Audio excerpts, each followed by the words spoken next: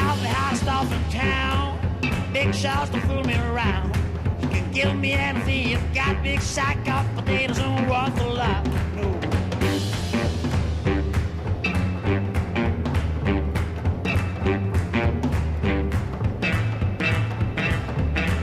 Ram a distance out of sand. Stole from a cuckoo's nest. Give me anything you've got. Ain't got no money in my bank account. And I'm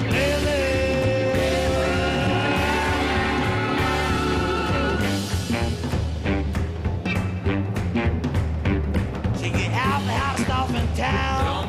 Big shots to fool me around. Give me anything you've got. Ain't got no money in my bank account. And I'm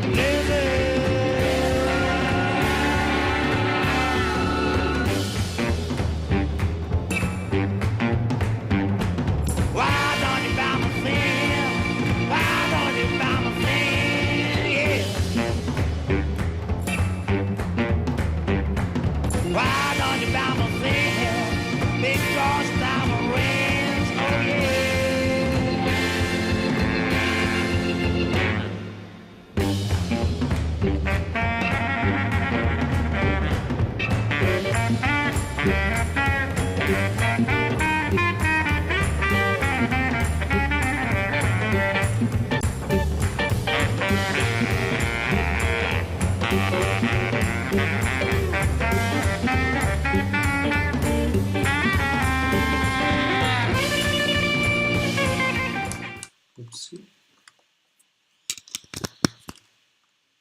Now, hi guys, what's up? Happy Sunday. I know the US Championships is been played, but gotta do what I gotta do. So it's usual Sunday's game analysis session, and I'm going to show my game from yesterday. I think I'm gonna show it more or less fast. I think it was a decent game, but not very deep, but decent. Then I'll play some games or something.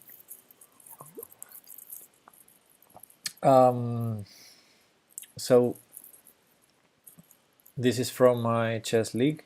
It's the 10th round out of 11. So next week is the last round, and in this round we won convincingly, and we're in the first place now. We're depending on what we do in the next round to win the league, which is good. This is my victory from yesterday. So I was facing oops, something went wrong.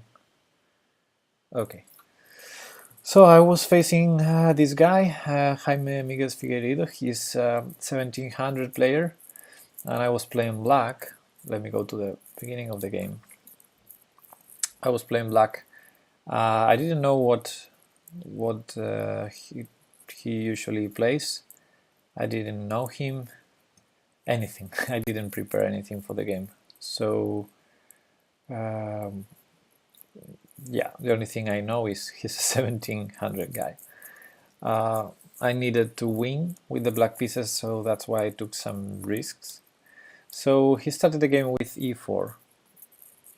Okay, so far so good. In this chess league, I'm trying several openings. I'm not sticking to one specific opening. So I think in this chess league, I faced e4 with e5 twice, which is not very usual in me. I did d5 once, and I think that's all against e4, because the other guy played d4. Okay, that's all. So in this occasion I chose to play e6. Not sure why. I think it's the first time I play the French. No, I think it's the second time I play the French in a classical game with black. But I played a lot of French games with the white side because I play e4. Okay, so d4, d5, and he played knight d2. This is called the Tarrasch variation of the French. It's basically avoiding the win-over variation. So knight d2 avoids that, and in the normal lines of the classical French, they usually transpose. Well, there are some subtleties, but I didn't remember the theory because I don't play the Tarrasch with white. So I went for a positional approach here. I didn't want to fall into a theory with c5 or knight f6, I don't know. So I played b6.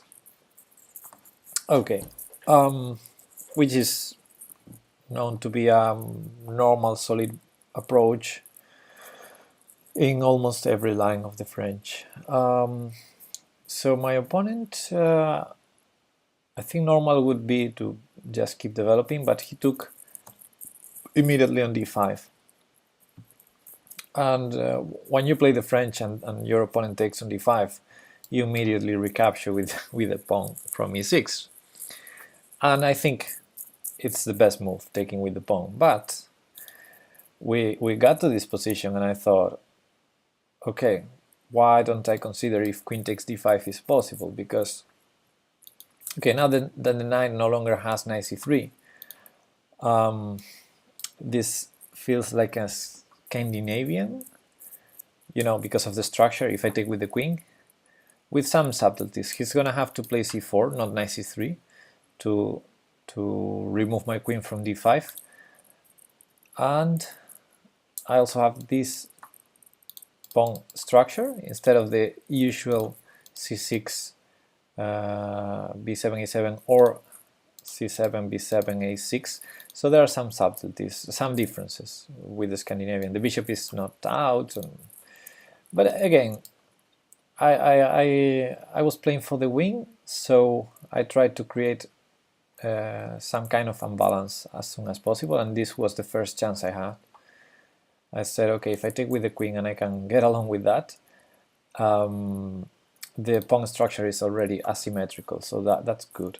So I considered it for a while, and I decided to go into it, and the game went on normally.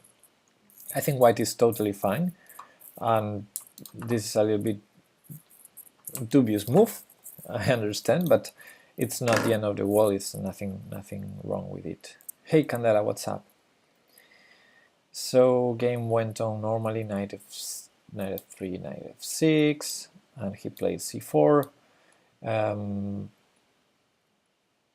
Yeah, he needed to defend d4 first, that's why he played knight f3.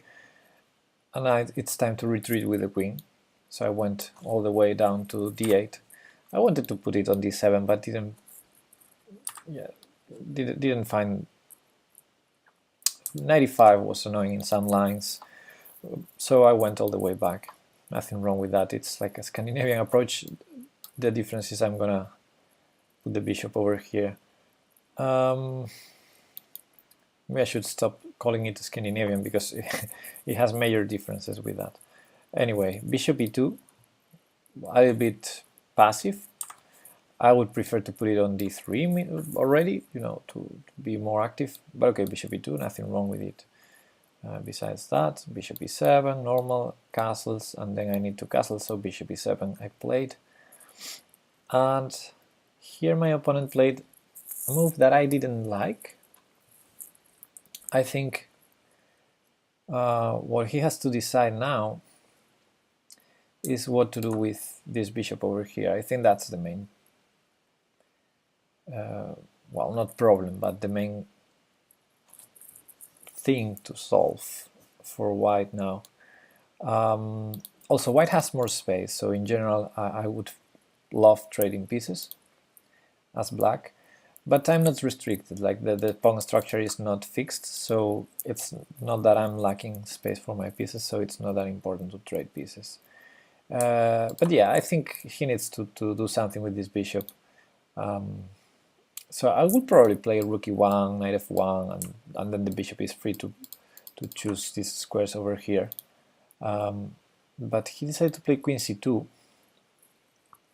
and I don't know, I think it loses a tempo in what this bishop is referred to, and also it brings me the chance to hit the queen later on. Also the queen stops defending d4, so knight c6 makes more sense now. Anyway, I castled here, and after b3, he thought for a long time to play b3, so he finally decided to put the bishop here. I think it's the best, once he played queen c2. Anyway, knight c6 was played, bishop e2, and I played knight b4.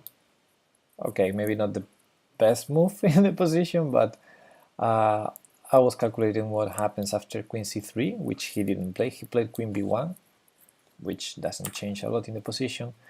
But against queen c3 there are some interesting ideas, because he has some ideas against g7. And my big plan is to play c4 and c5, sorry, and knight e4. So this was critical line, but I calculated that this should work for me somehow. Let me remember. It was takes, and he can't do this because of this. And even though the knight hangs, I mean, I would love to see this trade.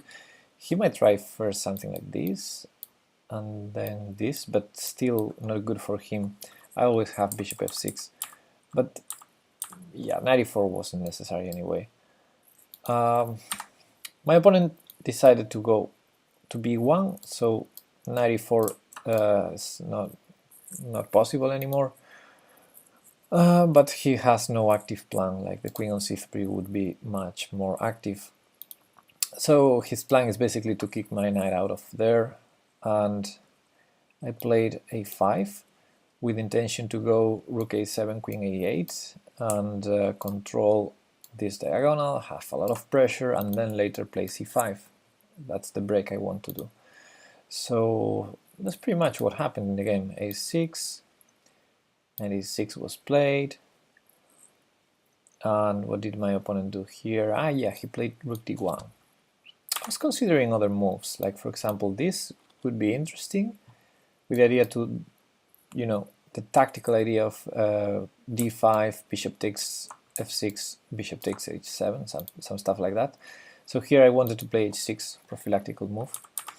And I also considered another move here, which was rook d1 was one, bishop d3 was the other. Knight e5, yes. Knight e5 is always an idea for white. And yeah, to prepare bishop f3. And in that case, I wouldn't go for rook a7, that's too slow because the bishop gets here very fast. In this case, I think I was intending to play this c5 break immediately to, you know, make this knight a little bit unstable there.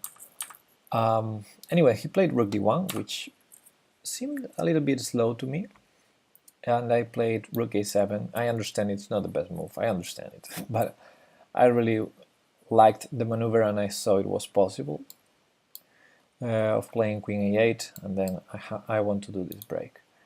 And now with the rook on the d file, it makes sense actually to remove my queen from that file. So here he played knight e5, and I achieved my intended queen a8. I played this a lot in Blitz. I think it's the first time I played this in a classical chess game. Sometimes it's really wrong, it doesn't work, but I calculated and I felt here it works very well. So black's idea, well, I'm threatening to take a pawn, so he has to play bishop f3 basically. And anyway, black's idea is I have a lot of control. Well, how do I say this? I have a majority on the king side, and my opponent has a majority on the queen side. So my plan is to control this majority, and now I have a pretty good control. He cannot make any of the three breaks without losing a pawn. So all the three are very controlled. All of my pieces are coordinated. I have 4 pieces on this break. I have 3 on this, and I have 3 on this. So all the breaks are controlled, and even if b4 works, I would have control over the a file. So yeah, as bad as they seem, these pieces over here, the knight there and the rook here, I'm intending to play c5 sooner or later, and since he cannot play d5 without losing a pawn, he's gonna have to allow the trade. Either he takes or I take on d4. Anyway, after c5 I'm gonna have the c5 square for my pieces, especially the knight that needs a square, and then the rook can lift once the c7 pawn is gone. I gained 1 tempo to double rooks on any file, so it's not as bad as it seems. This over here. Okay, bishop f3 was more or less forced. I mean, he can put another piece there or try to defend the pawn with bishop f1 and be passive, but of course this is the one that makes more sense, because otherwise I would have definitely good pressure on that diagonal. And now I played c5. I have to admit that I miscalculated. No, I miscalculated 2 moves later. So he took on b7. It wasn't forced, but if he does not take, it's really hard for him to move anything. And I'm threatening to take on d4 and grab the c5 square immediately. So I think taking is good. Bishop takes, queen takes, and now knight df3. Defending this, I think that's a very good move. I mean, a very normal move. I think it was good. And now, here is... So the first time I took risks in this game was with queen takes d5 in the opening, and now it comes the second time I took risks, because I had to win. My plan is to complicate the stuff, to complicate a lot the game in the queen side. So worst case scenario. Okay, Terrible Joe.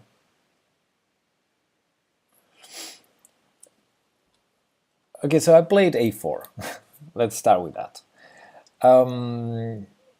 There are other normal moves, like bringing a rook somewhere, or even taking here on d4 immediately and go grab the square on c5. But yeah, I needed to win, so I wanted to complicate the game, and I found a4 was an interesting idea to complicate it, although I missed one detail, and I was kind of lucky, I think.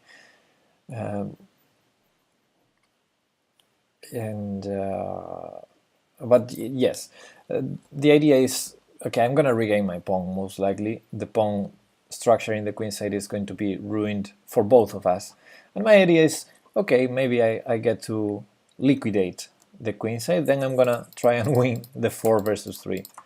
That's the worst case scenario if we liquidate, and best case scenario is I complicate things enough to win something. Because honestly, I think my pieces are very well coordinated, all looking at the queen side. His pieces also, so yeah, not easy at all. Anyway, a4 I found it was an interesting move. He took the pawn. I think there's nothing wrong with that. And I took on d4. And my idea is, okay, I'm gonna grab this square finally, but in this position with these pawns over here, these 3 terrible pawns. Also this terrible pawn, but it's more or less defended. And if necessary, I can put the bishop and not the knight to cement that pawn. So the difference between doing it here, let's say bishop takes knight here, is now he has a good structure. He can play b4 at some point. And this is still a classical majority against a classical minority. So yeah, I wanted this rare structure to try and complicate things. However, here I missed the move a5. He didn't do it. But when I was, after I took on d4, I was thinking, while my opponent was thinking, I saw he had a5, and I think a5 was his best try. I think that's the best move, because it basically kills my b6 pawn. I cannot avoid trading the b6 pawn now, and then c4 is going to be a pass pawn. So no matter how many compensation do I have in form of activity, he's going to have this long-term advantage of having this pass pawn that is very, very well defended. And so I miscalculated that, because when I played a4, I went for the type of position I achieved in the game, because he didn't play a5, where b6 is really, really good. And after what happened in the game, knight takes d4, knight c5, there's no a5. Like, I can take with the rook, I have b6. b6 survives, so that's the difference. Now, if he takes with the bishop, which seems logical, then knight c5 is really strong, and a4 is gonna fall, and the bishop is no good here. So I think he played not the best move, because a5 is the best move, but he played a move better than bishop takes, that is knight takes. And his idea is basically to put a knight on c6 and grab the bishop. As simple as that. And here I thought for a while, because my intention was to play rook c8 to prevent this jump to c6. And then when we got here, I saw that knight b5 was annoying, because after rook a8 he has knight d6, and I have to give up my bishop anyway. So if I have to give up my bishop, I prefer to take the a4 pawn. So I didn't go for rook c8, and I went for this with the idea that after knight here I take on a4, he takes here, etc.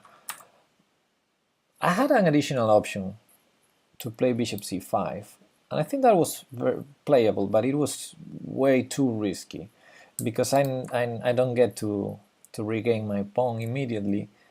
And okay, I saved the bishop. The bishop is in a good position, watching f2, but with the knight still here, I cannot take on a4, and also my opponent can play a5 again. And there's still a fourth possibility that the engine told me after the game.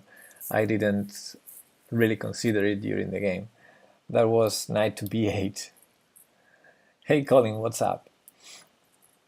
The idea is to defend c6 and attack a4, although of course you don't attack it twice as with knight c5, so he can defend it. But the idea is to play just positional rook a5, and at some point we're gonna have our pawn back. Hey Colin, thank you for the follow. So knight b8, interesting computer idea. Anyway, as I mentioned, I calculated, and found out that knight c5 was my best try, and actually the engine also likes it as the best option. What is happening? I'm analyzing my game from yesterday.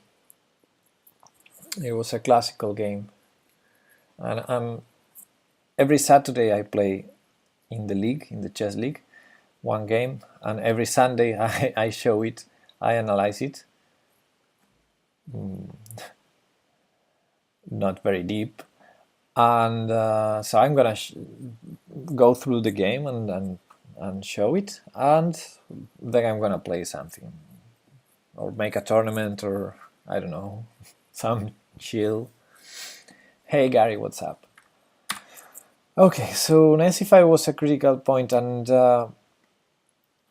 at first it cost me some time to realize what happens in this line let me show you the line, because I calculated something like a knight going here.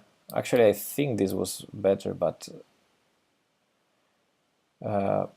it doesn't matter if we can transpose. So I calculated this stuff, and for some time I was considering only queen takes c6, and then I didn't like bishop e7. Yeah, the position is good for black. Well, I think the position is fine for both sides. It was more or less equal at this point. And yeah, I was scared of this, although after this the engine finds that knight e7 defending and attacking wins a pawn. I didn't see this in the game. I got here and I said, oh, this liquidates a lot, so this is gonna be a draw. And then I realized that here taking with the pawn is awesome for me. Yeah, this was great for me. This position would be great. Then I has to go out, then c4 is weak, a3 is weak, b6 is safe, and I have all the files for my rooks. This would have been awesome. And once I realized that, I played knight c5 here. And then the game went something similar to that, because he put a knight on c6. I think he put the wrong knight, because I think he needs to put this one to keep c4 defended. But he went with this one, so not good, not good. So we went here, here, and here. And he went for knight c6, although I think it's not a good move. Actually, as I mentioned, if he does it with the other knight, it's even better for him. Well, better. It's equal, but here he has additional options because he's already defending the pawn. Strategy against lower rated players, keep pieces on the board? Yes. Well, it's not against lower rated players. It's if you have to win. If you have to win and you see a line that is too simplifying, you avoid it because you have to win. So I had to win. If I had to win against a stronger player, I would do the same. It's because I was forced to win. And I don't hope they drop something. I just hope I complicate things enough.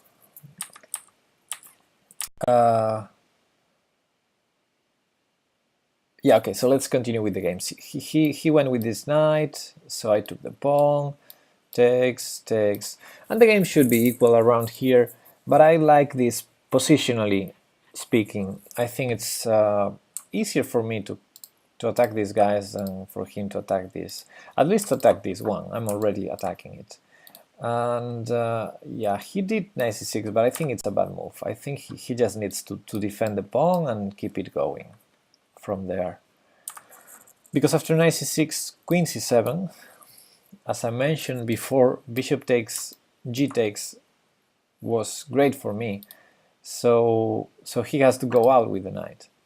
So he's basically losing a tempo, and actually he has to go out and try to defend this, so he doesn't have a lot of options. He went 95. I think he also had knight b4. That's also a way to try and defend this, but here I have already a strong initiative.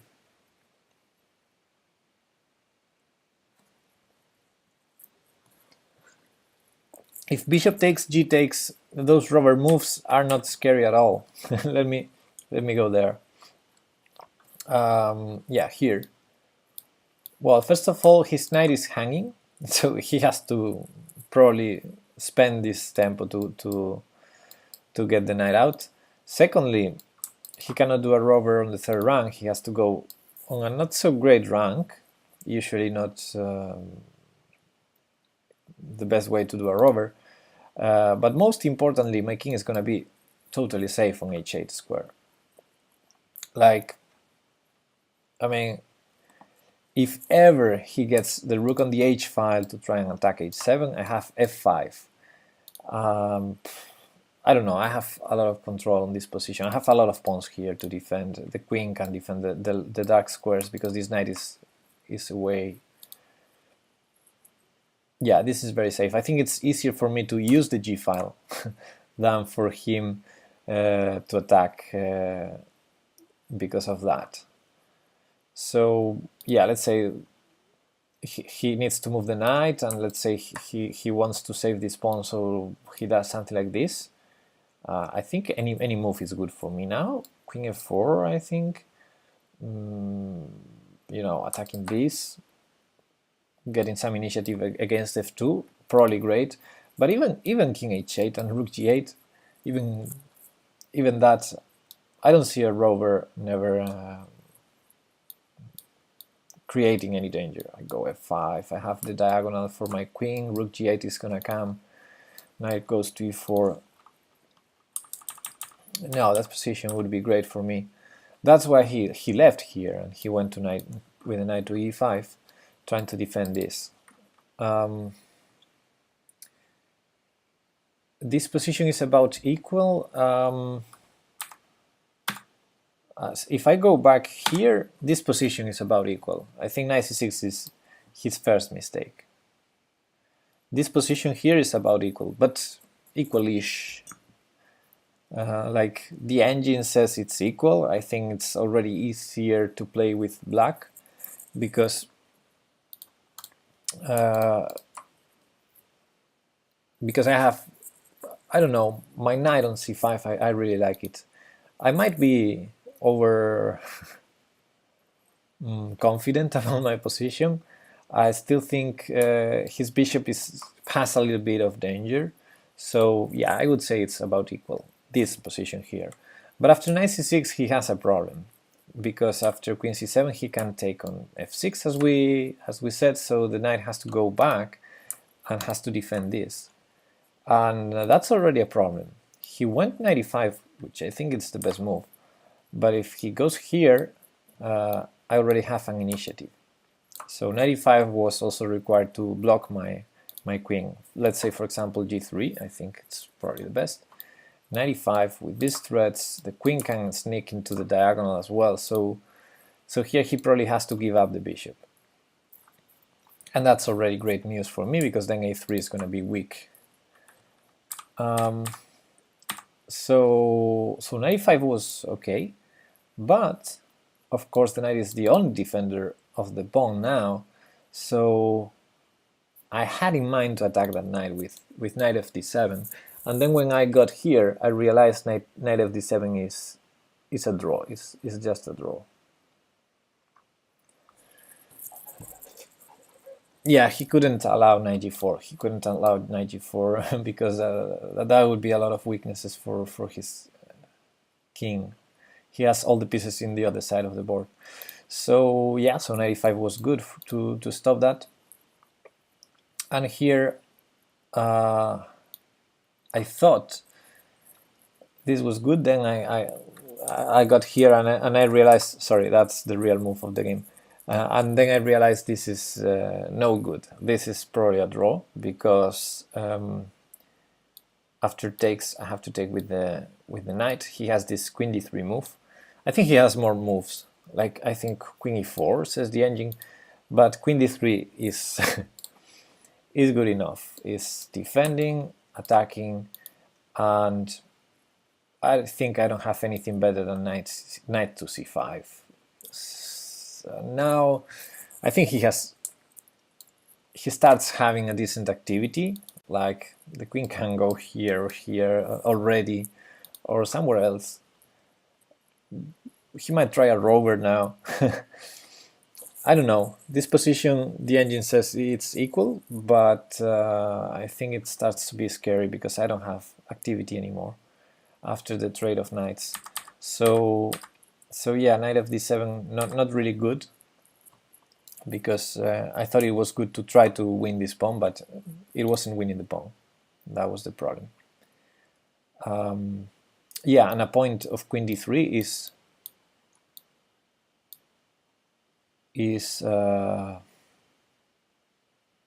no, it's obvious that it doesn't work. Sorry. So here I made a move that I think it's better for to try and complicate, but actually with best play, white can transpose into that line we were seeing. And I saw that in the game because I didn't see anything better. Back some moves back when I went for this, I thought knight fd7 was good in this position, and then when I got here, I said, "Oh man, what do I do then?" So my next idea instead of that is, well, I can slow play like here or something, but I want to really attack this. So the other idea is to move this knight out and play f6, and that's what I did. Knight to e4. The problem is I saw he has this beautiful knight e7 move here that he didn't see, fortunately.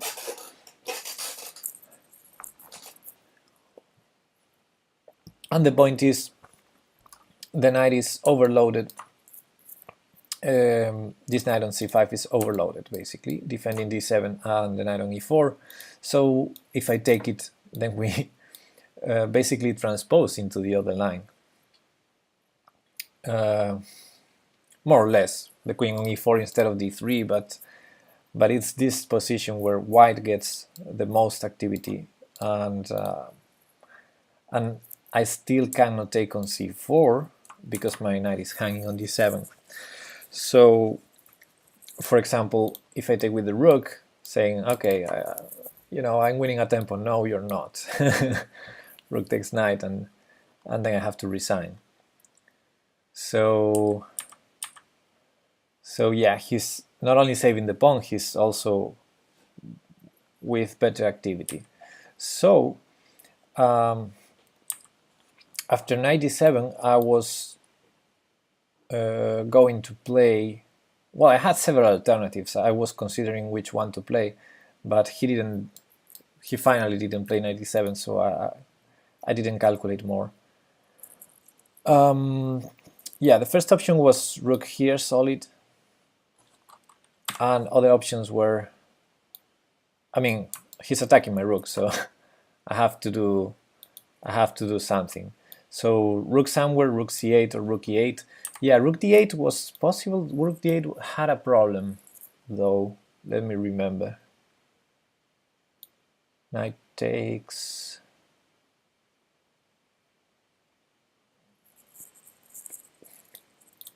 I can't remember. Maybe the problem is just it's too simplifying. Like knight takes. I probably have to take. If I take here, he trades rooks, and that's too simplifying. It's more or less the same. He has time now to defend the pawn. And if I take first, he's attacking my rook. Sorry, here, if I take first, he's attacking my rook, so I need to regain the knight with the knight.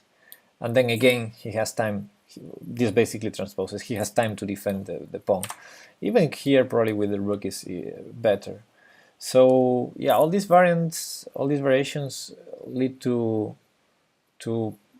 equality, more or less, and I didn't like them.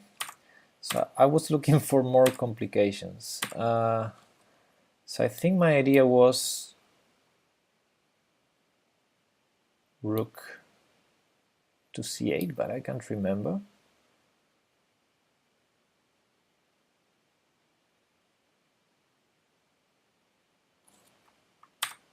Yeah, I can't remember, because actually he had knight d7 twice in the game. Here and after f6. And I'm kind of mixing the lines in my head, because in the other line the queen is already on c2. So let's go there. Let's simply go there. After knight f4, he played queen c2, which I think is a good move. But of course, I think knight d7 is the best. If white wants to play for the draw, because it's too simplifying. But he played queen c2. And now, okay, queen c2 makes sense. It attacks, it defends the pawn, and it also attacks the rook, so there are some tricks. Actually, knight d7 seems to work even better when the queen is hitting the rook, because then knight takes d7, he takes my rook, not the knight on e4. So I played f6 anyway because I found a trick. I found a trick. Oh, yeah, now I remember with the queen on b1. Yeah, okay, we can go back to the position before. I remember my trick against knight d7. So let's go back here. Okay, I played this because knight of d7 didn't work. Here, he had this. And if I take, position is totally healthy for him. So I found there was this interesting option of knight to c3. Yeah. Yeah, that was it. So, you know, if I'm going to take on d7, I'm going to lose the knight on e4. Okay, let's not lose it on e4. Let's lose it on c3. And I'm actually forcing him to take. And after takes, the bishop can be hit on c3 after this. So for example, if he now tries something like queen here, then I can grab the pawn. Probably with both pieces, but let's say I do it with the rook. He takes here, I take this piece.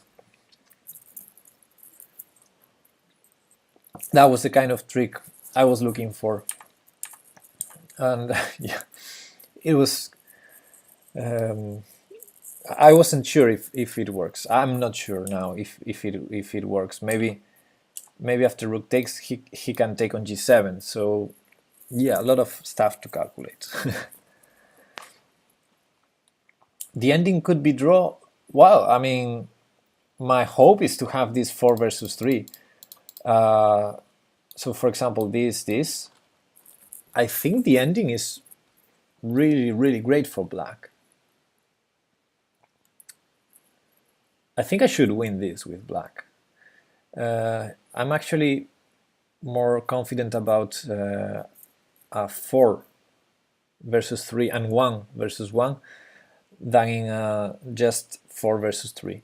4 versus 3 was the toughest, but if these pawns over here survive, I think it's probably even easier to convert.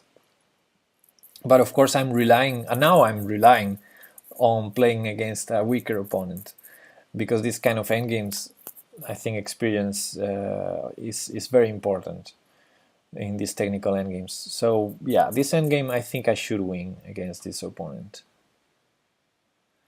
Say we trade off the A pawn for the B pawn. Yeah, but I would never do that. I mean, if these pawns are alive, I would keep them. And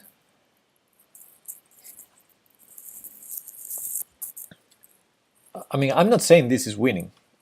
I'm saying I'm confident I would win this against this opponent. It's a very different story. Actually, I think 4 versus 3 it's a theoretical draw, but you can push that forever. And honestly, I prefer to push 4 versus 3 than 3 versus 3.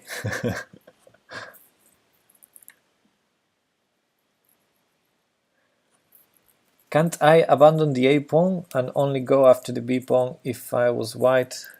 Yeah, but I have means to save the B pawn. I'm not going to rush taking the A pawn. I will keep the B pawn alive forever. I have 2 rooks to defend it.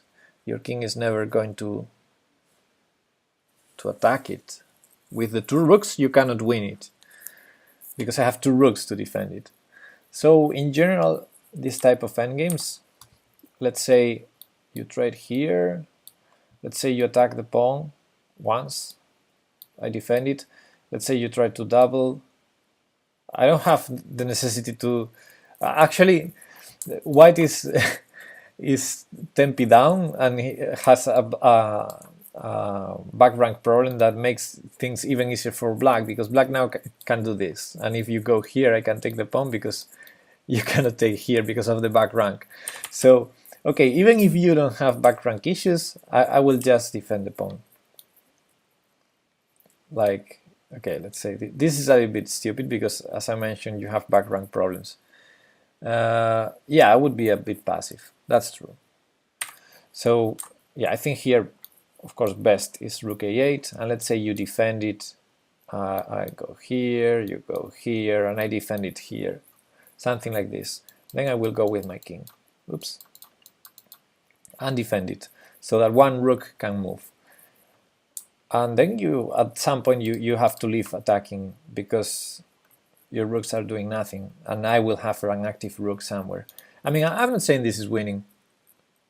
I'm not saying this is winning. I'm just saying, first of all, black is the only one that can win, and push the a pawn. Yes, but at some point, first you need to get rid of the back rank.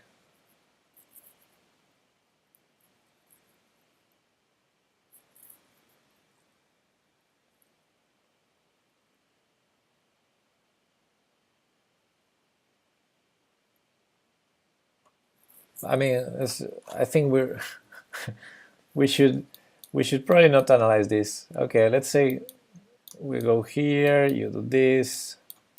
Sorry, it's my turn. Let's say I make some progress here, go here. Let's say I take it, and then what? And the plan of rook b5. Rook b5 first. Okay, rook b5. I go h5, let's say, and you play a5. I take it, and then what?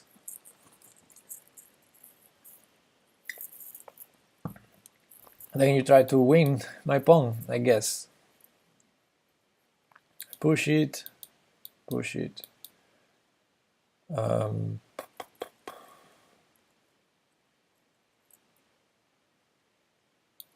Well, in this case you're losing. Again, because of this king.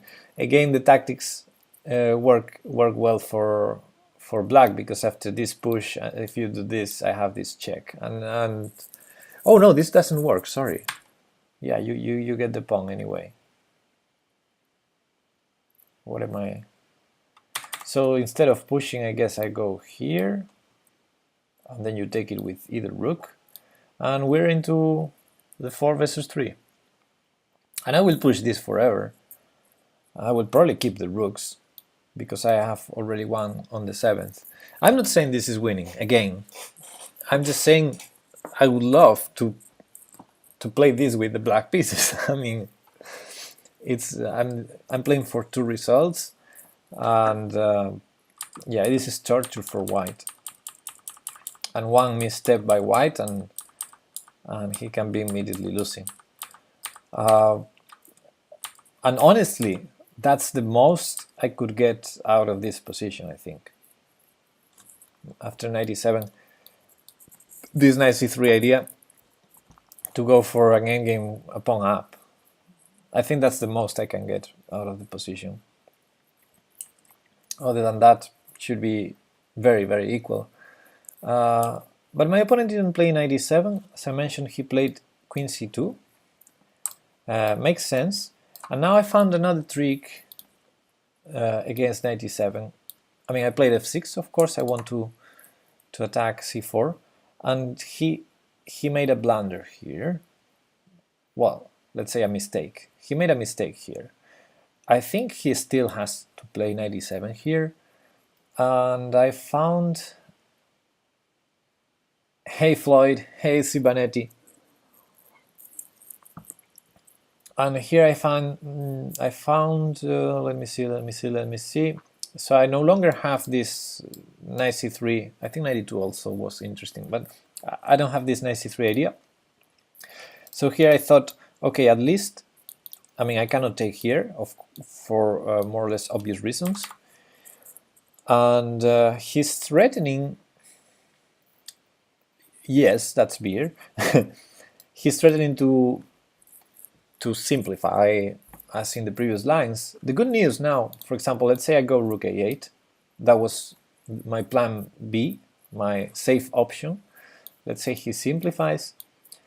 Now at least I have this over here, and then I'm not so scared about this bishop. I mean, it's like I gain 2 tempi versus the other variation, because I already have f6 played and this rook more active. You can analyze games when drunk. Yeah, absolutely. I can do everything when drunk, and there are some moments that I can do everything much better than not being drunk, or maybe I just think I'm better. Anyway, so rook a8 was possible, but I thought I could get along with not defending this rook, because of course rook a8 is to defend the rook just in case something wrong happens with f3 and knight takes c5. So for example, I think I was going to play rook e8 or rook c8. I think rook c8 I was going to play, and the idea is, it seems that was a dirty trick. I mean, this would be a trick to try and to invite white to play f3. Hey Terrible Joe, you're back. I'm not an introvert, or maybe I am. Hello, who do you think will get to win the US Championship? Good question. Actually, I liked what Nazi was doing today against Irina Crash. It's hard. It's a tough question in both sections. It's really tough in both sections. Of course, in the absolute section,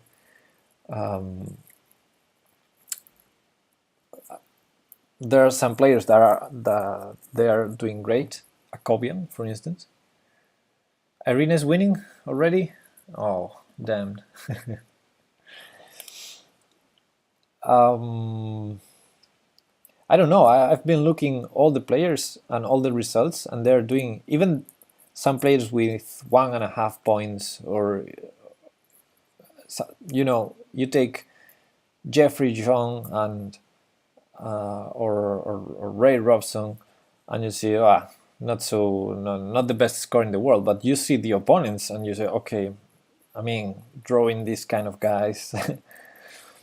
I think they're all doing. It's too early.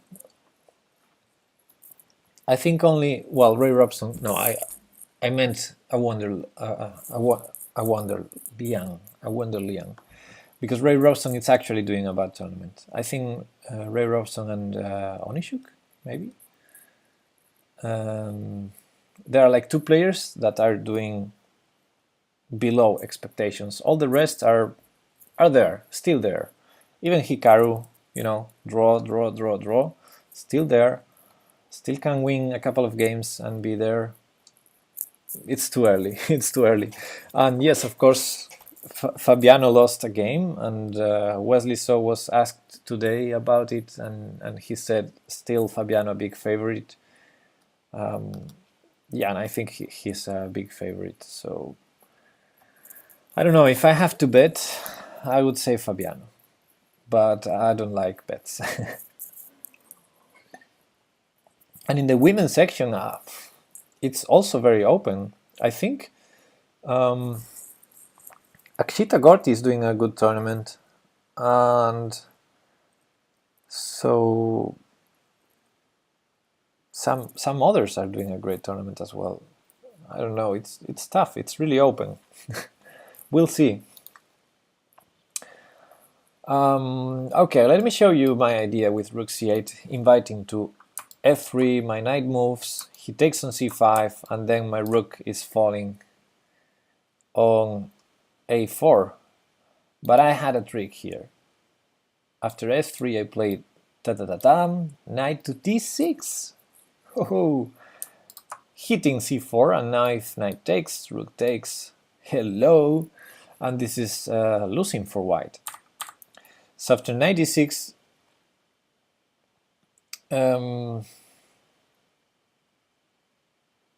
yeah, I think at knight d6 black is for choice here. So that was the only trick. But I found that, so rook c8 and rook e8 are possible because f3, then it's not scary. But I also have this rook a8, and of course after this he's not forced to play f3. He can trade immediately and go for this boring position. Anyway, he didn't play, after f6, he didn't play knight d7. As I mentioned, he played a mistake here. He lost the pawn, basically. Okay, if he doesn't see knight d7, he has to move the knight, right? So he put it from the three options in the worst square. Wesley need to get some, sorry, anyone for women's, so, and Wesley so for men's. Very plausible result, yes.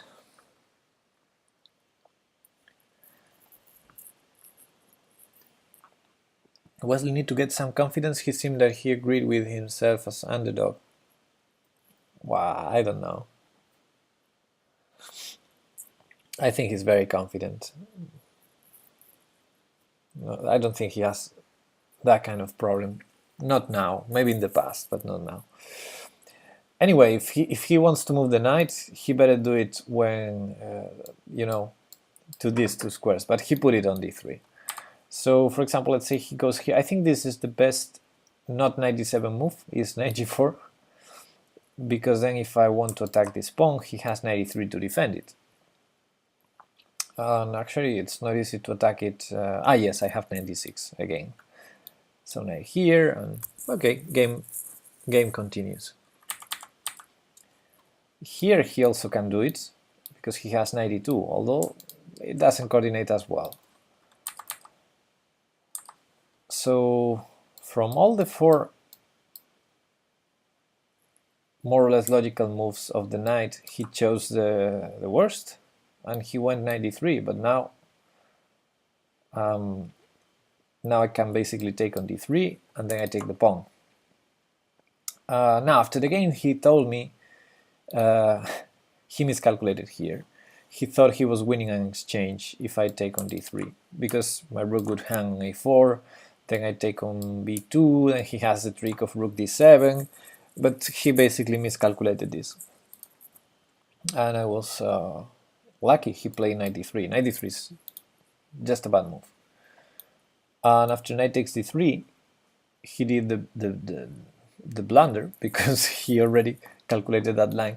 Queen takes a4, which is a blunder. He still can take here, and then after this play a pawn down. And good news is here I can keep some pieces, so it's not a rook endgame. Actually, I can take with the rook also, but I liked taking with the queen because I saw a forcing line when I get to save these pawns, which was important, and I can show you. After queen takes, rook takes, the only thing that was critical to my eyes is f3, to be able to access the d6 square with the rook and hit these two pawns. But I saw this maneuver with knight c5, rook here, and e5, and now this pawn is a little bit hard to take.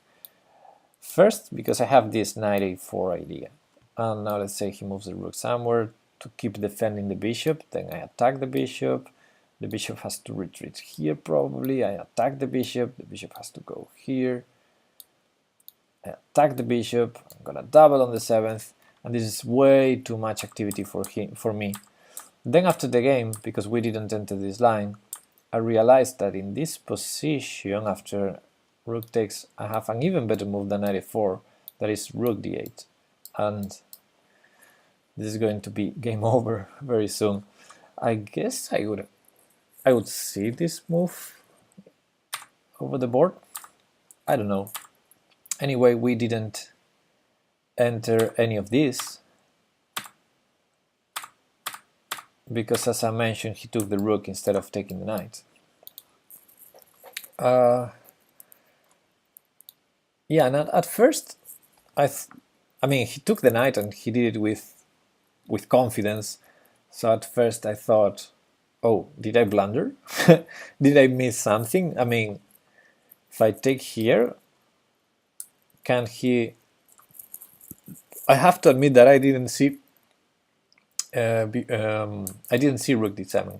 I had seen queen d7, but I didn't see rook d7. But then I get to this position and I said, okay, rook d7. I have queen h2, and it's over. So I took it, and he went with the queen. Okay, he needs to do one of these two moves because otherwise he's losing.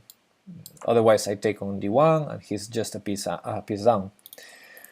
So he needs to do rook d7 or queen d7 to be only to have a rook for 2 knights, which is bad anyway, but not as bad. So I think he picked probably the wrong one. I think with the, well, no, actually, yeah, they're more or less the same. Yeah, they're not, yeah, position is terrible anyway. So he went with the queen. I think, yeah, from a practical point of view, maybe it's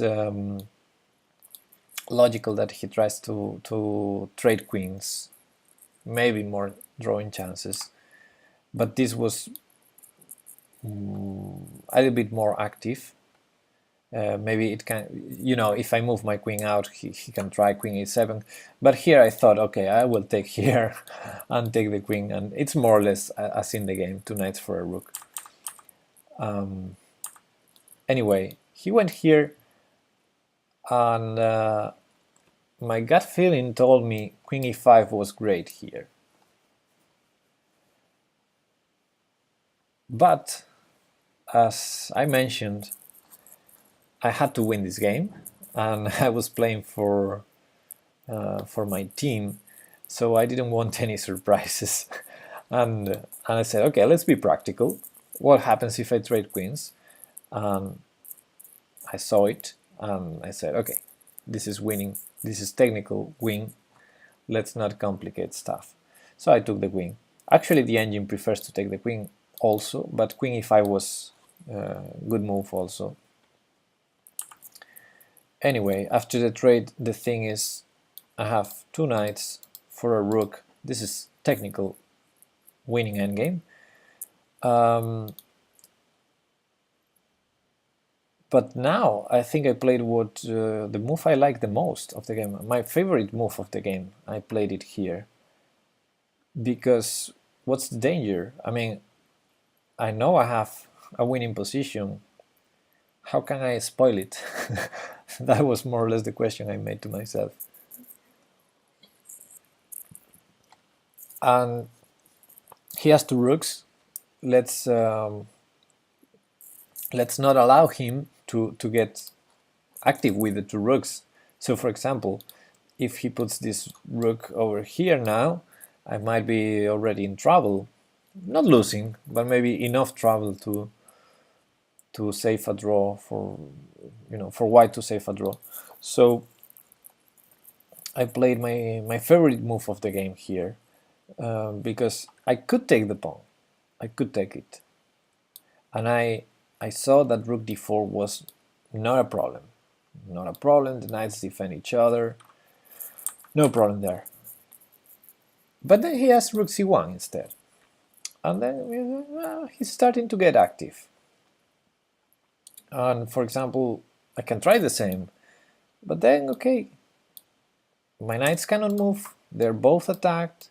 He's active. He's going to play a5. And I don't know. I know I'm winning, but why would I bother going into position that is, you know, I have to calculate.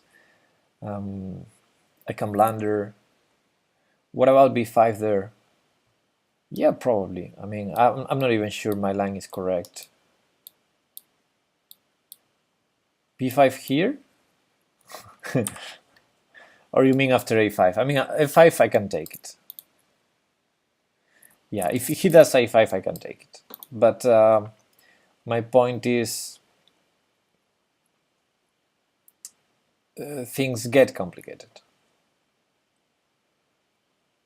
For example, I don't know, I can figure out a lot of, after rook c1, I can figure out a lot of ways to win for black, because black is winning. But it's complicated because I cannot move either knight. So why would I go into a position where my extra pieces, I cannot move them. So after rook c1, he says b5. Yeah, also possible, but then a4, I guess. If you let him get the 2 knights for the rook, if you let him get the 2 knights for the rook, yeah, but that's not easy to do. I cannot force him to take them. Then rook a8. In this position, rook a8. What are you trying to lose with black? I mean, I can spoil a lot of stuff. I mean, I'm very good at spoiling a wing, and I know for sure that the first step to spoil a wing is go for complications where I don't need complications. So I think I played a very good move, and I played.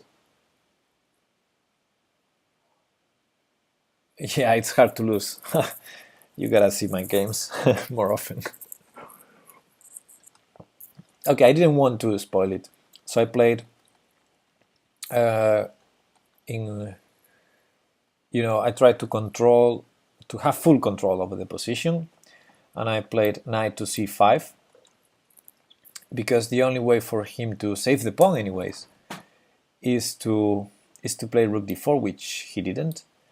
And then my idea was to play e5. Okay, if you want to keep the pawn defended, you're gonna have to leave this file over here. So something like rook g4, I will go here, and I have total control over the position, total domination, no counterplay at all. I have these pawns blocked. I can go here if necessary, then my rook will dominate, my king will go, and yeah, no counterplay at all. Taking a page out of Karpov's book, yeah, that's right. What about knight fork there instead of e5? Ah, true that, Terrible Joe, and that was funny because in the post analysis I saw this fork and I didn't consider it at all. And yeah, I had this fork, and that was tactically winning as well. Yeah, absolutely. So I guess that was the reason why he didn't play rook d4 and not, the domination reason. So he played rook to d6, but honestly, I think he's losing a tempo. Probably rook c7 was best, even though he's losing. But after rook d6, now I took the pawn because it's a tempo and I'm defending. And now he played rook c6, and that was his idea, to keep my pawn attacked. But he has no plan. And good news, if we compare this to the line taking the pawn in the first place, he didn't activate the other rook yet. He didn't have rook c1, he didn't have a4. All he can do is be annoying, but the result of the game is in a bit of... Yeah, I think it cannot be avoided now. But we played on for some moves. I will show them, but yeah, and as you can understand, this is winning. I will just show. I played rook d8. He avoided. Well, he tried to get with the king to the center. King f1, king f7, king e1. Not a very good move. Well, okay, and yeah, here I found a way, because now I'm already seeing that I can start grabbing pawns, but I really want to push this pawn. So I found this way, knight e3 check, not hard to find, king e2 and b5. So okay, I'm advancing, and my knights are really annoying, and he has no time for any pins because I always have checks. So yeah, this is very annoying for white. And yeah, what did he do here? He played a4, but I had this. Yeah, he tried a4, but the problem is it doesn't work for him because I have a forced sequence. I have like 100 different forced sequences here to win, but I found one. Knight f4 check. I think it was the best up to a point. Knight f4 check. He can go. I don't understand why he kept playing. Well, this is a chess league, and we're fighting for the first place, but this team is fighting not to lose the category. So yeah, they're playing until the last consequences because they really need every point. I understand. I've seen stupid blunders from anyone, even from me. So anything can happen. Last year I got crazy rook in a totally lost endgame versus a stronger opponent. So yeah, anything can happen. You keep playing just in case.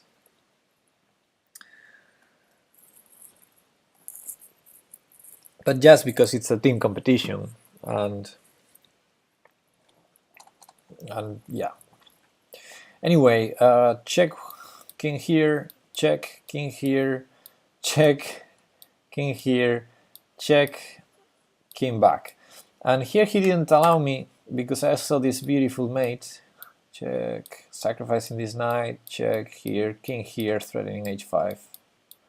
And h5 unavoidable. He didn't allow that. He went back to e1. This is funny because the best move in this position, according to the engine, he has 3 legal moves. The best move according to the engine is king d1, allowing you know, losing the rook immediately. That's the best. That means a lot about the position assessment because king e3 is checkmate in 5, as I showed, and king e1, what he did is checkmate in 10.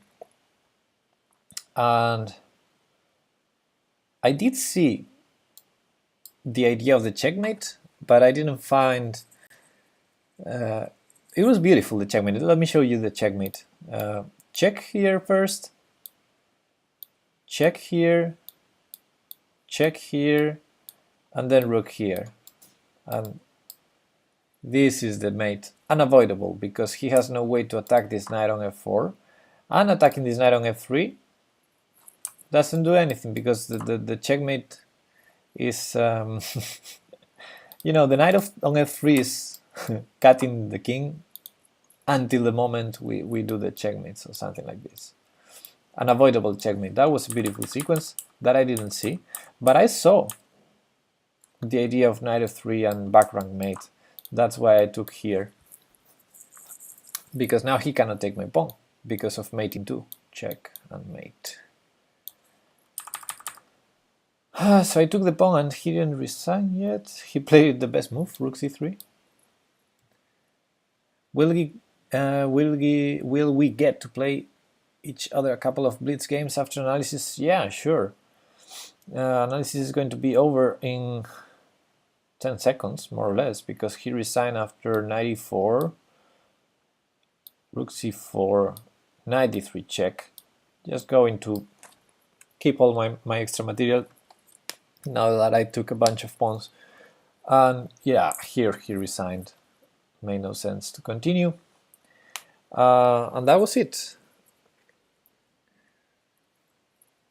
Yeah, rook d5, that was beautiful. And it was a pity not to see it, because I saw when I took on a4 it was for the reason of this back rank mate, and I didn't realize it's the same on h1. So yeah, that idea. But okay, anyway, I wasn't looking for perfection. I was playing for a team and we needed the point. So okay, that was it. That was yesterday's game, and we went on to win the match. The 4 of us won our games, and now we're leading the competition for the first time in a lot of rounds. We're leading by half a point. So next round is the final round, and we're gonna fight to try and win all the games as well to win the league. We'll see. I'll tell you next Sunday. Okay, so now I'm up for playing some games, tournaments, or whatever you want. Candela, you've made a point against Fonte Carmoa. Who are you, Candela?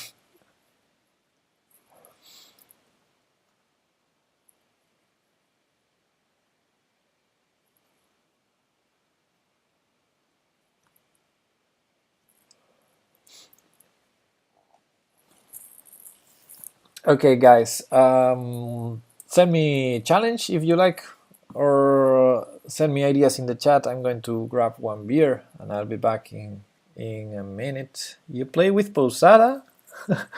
So I met you this league.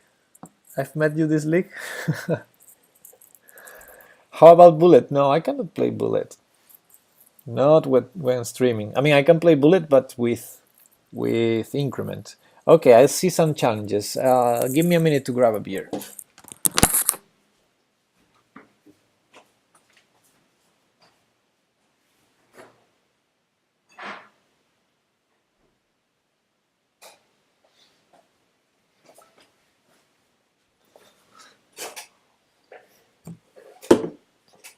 Where's my... Ah, okay.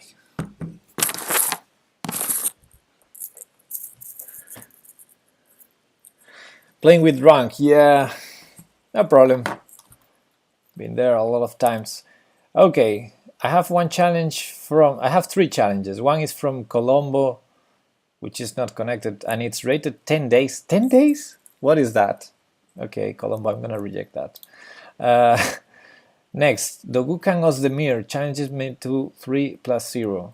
I'm gonna accept that one first. And then we can do the Berlin tourney ritual. Yeah.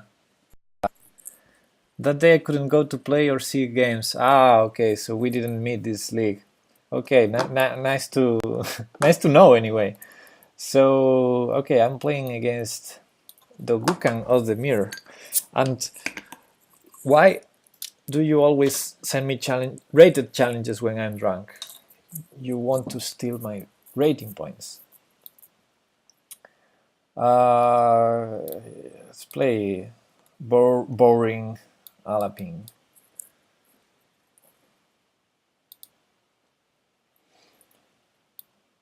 Actually, I played an Alapin against Posadas Animas this year.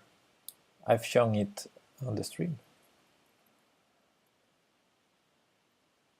I have another challenge. Yeah, Taste of Defeat. Ah, you increased to 5+2. I appreciate.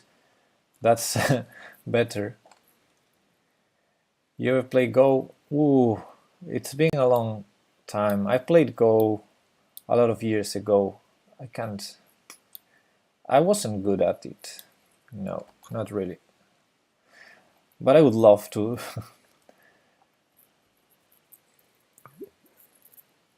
It's definitely more complicated than chess. What is that queen doing there? Where is the queen going? Is it lost after bishop d2? I cannot calculate. Is it a lot of pieces that I gave? Bishop d2, bishop takes d3, bishop takes b4, bishop takes f1. Okay, I don't know. Let's go there. 2147 rating when you're drunk. No. That's rating before playing drunk. Now, rip? Is the stream rip? What do you mean? Or is the queen rip? What do you mean? Hey Gary, you're following. Thank you, buddy.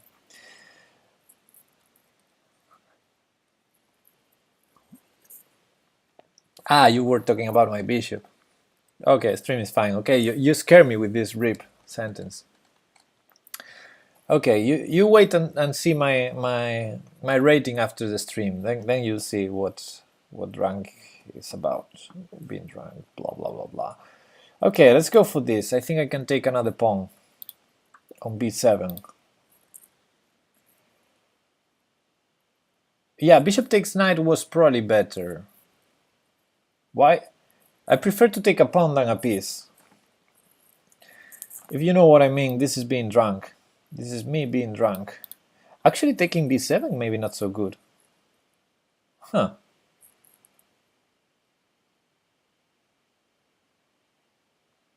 Okay, let's activate. Let's play positional.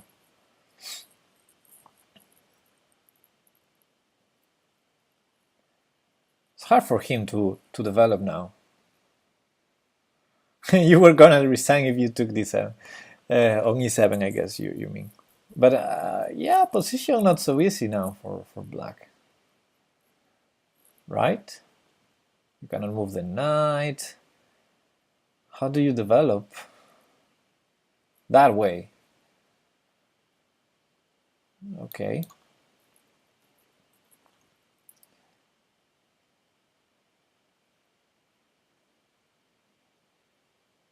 Is that a free knight? I'm gonna take it. I'm gonna take it. I'm gonna pre-move queen takes rook, just in case you take my rook. And if not, I have a double attack. Okay, Anna. You for the rematch? Okay, let's play the rematch. Let's play two games with each. And then I'm going to play, the next challenge is against Taste of Defeat. And if he wants the rematch, I'm gonna play 2 games as well. I think I've played this opening a million times this year. I started playing it last year, I think. Is that a pawn? Can I take it? Is it too risky? Knight takes e4, queen h5, g6, queen e5, knight back to f6. I think I'm gonna take it, and we'll see. Actually, after queen e5, I also have a check, maybe.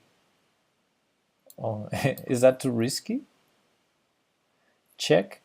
If he goes with the bishop to win the tempo, no, but then it's too risky because my pieces are hanging anyway. So okay, let's not do it.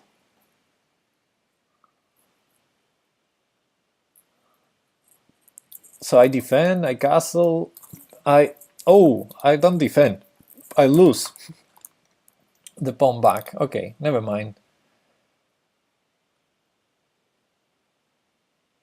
Ooh, he doesn't take it.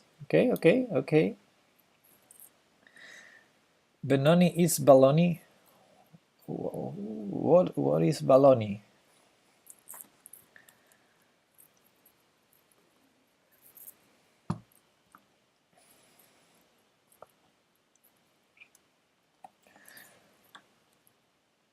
Ooh, did I miss something? I don't think so. What was that? Now queen e2 only move? I mean, b2 is juicy. I wouldn't give up the bishop. He says in the Lichess chat, what am I doing?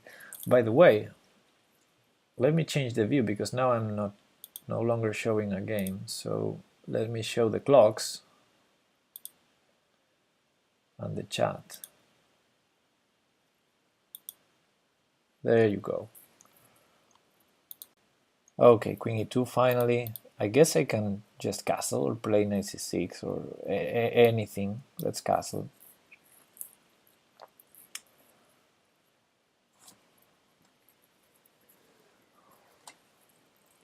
Ooh, I'm tempted to take that knight, but I know it's not good.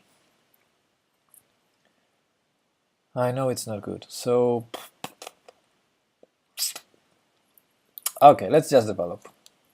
I think I have a good position. No need to do crazy things. I also have the bishop pair. Okay, let's go here.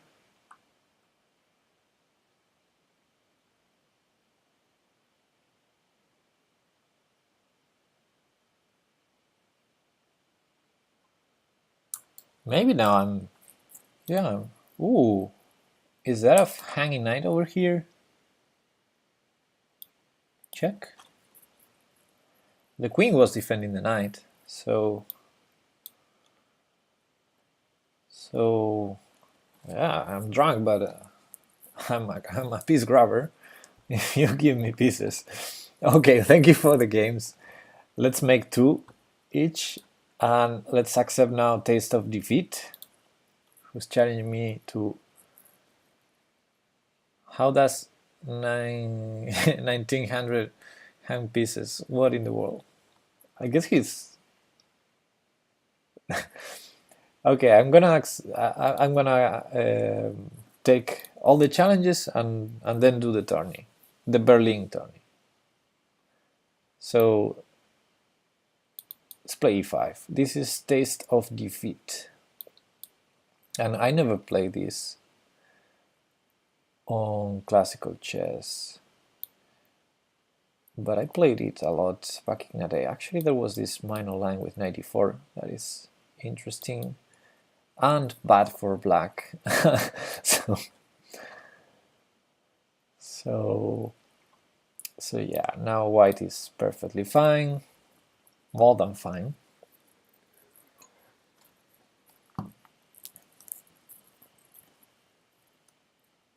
I need to castle ASAP. He won't allow it. Actually, that feels like a great move. Can I try that? Probably need to do that.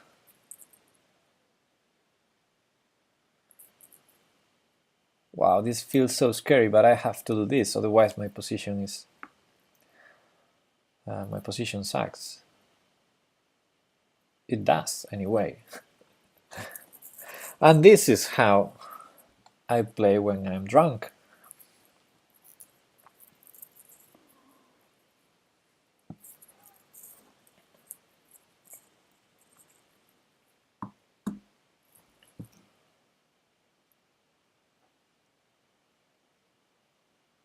My opponent is thinking, but finally makes the logical move. And now, whoa, I expected, well, I guess he transposes. I expected him to take here, but yeah, he can take it now. And maybe I can castle long at some point and be safe. And have the bishop pair compensation against, you know, for all the pawns I'm losing. Hey, what's that? 500 bits from Jason Pierce Sweeney, man and beer and a brass t-shirt. Thank you, buddy. Thank you for the cheer. And what was that? Queen to h5. Attacking my bishop. What a mean guy.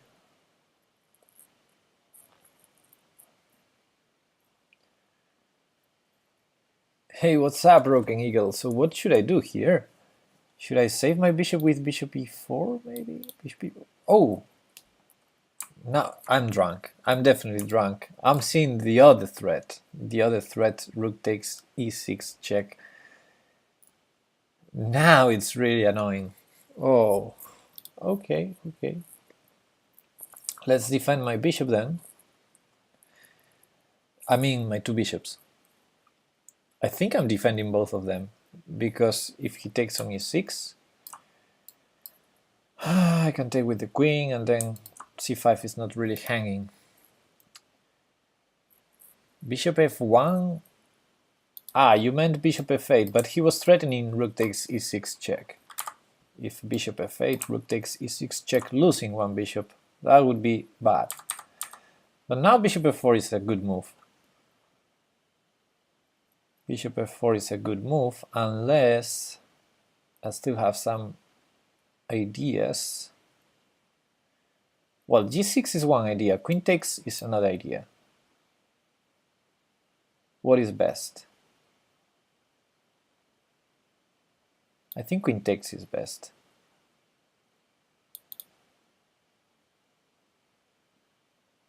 Yeah, definitely best. Yeah, because g6 I'm losing a bishop, so.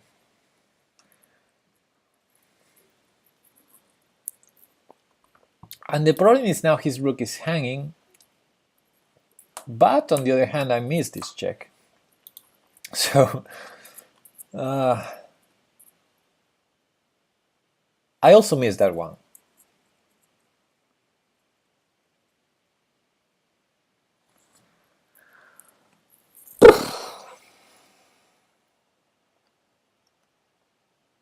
Okay, it's probably time to resign.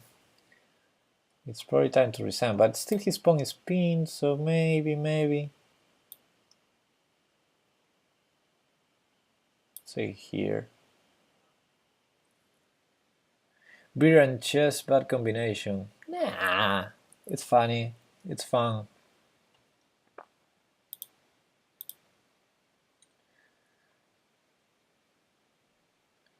Cheap.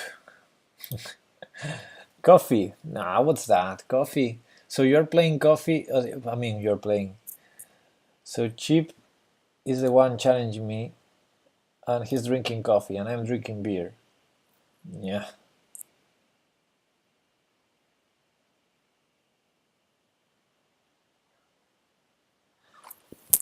Okay. He defends against the back rank issues. Uh,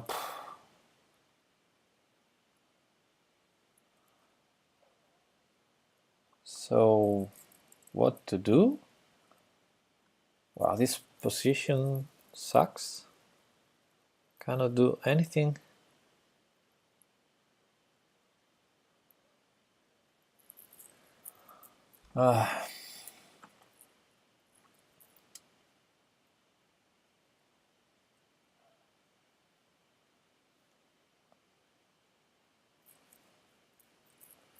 Okay, this is going to be game over very soon. Ta ta ta.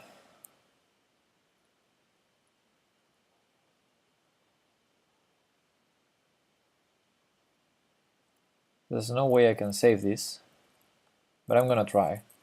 I'm gonna try and make something out of it.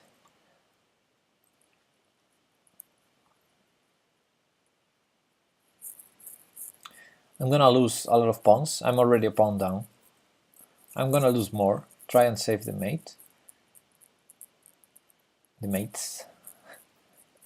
And play a 3 pawns down endgame or something like that. And that's what I'm gonna try, but the most likely result is I'm getting checkmated in 3 or 4 moves.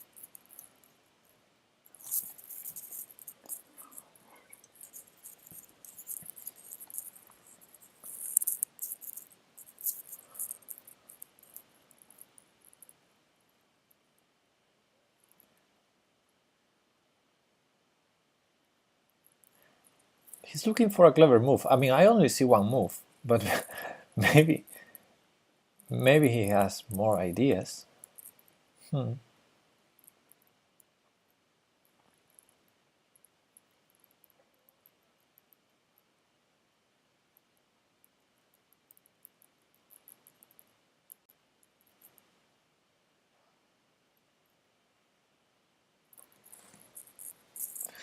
What is he thinking?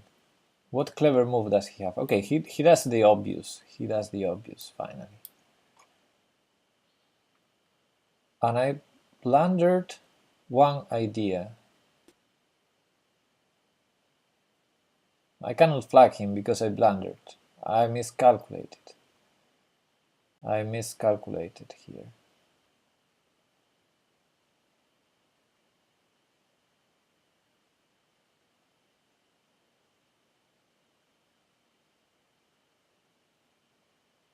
I think the best move here is to resign. In this position, the best move is to resign. But yeah, in the previous position also. And now if he sees the winning move, I'm gonna resign. Yeah. Good game, taste of defeat. Okay, let's accept El Puto Amo then. Let's accept the coffee guy.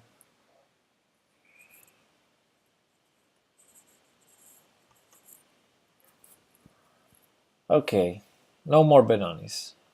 Let's change. Let's play. Let's try and see if we get King's Indian. There we go.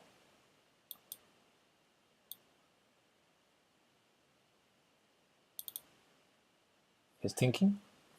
Wait. Budapest Gambit.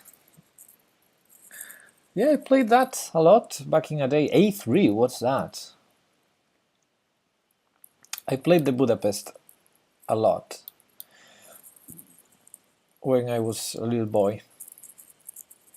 Bishop E3, isn't that too early? Let me go here. I don't know. I'm already out of book here. Okay, let's go slow. Let's play F6 first, then F5. Okay, no. Then I will play here, I guess. Where's your bishop going? Oh, H4 I missed. Yeah, H4 much better than... Yeah. I missed some stuff in here.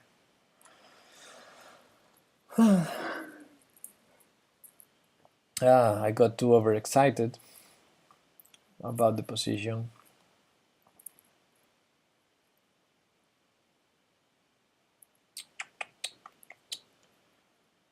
How many pawns am I losing? Rawr, let's go with everything. Let's go and lose all of the pawns. Yeah, Shin Hikari chess. This is like the most complicated, but not the best. I'm very sure this F5 move is not the best. What? Is that even possible? Are you gonna checkmate me on H7? Wait. No, you're not.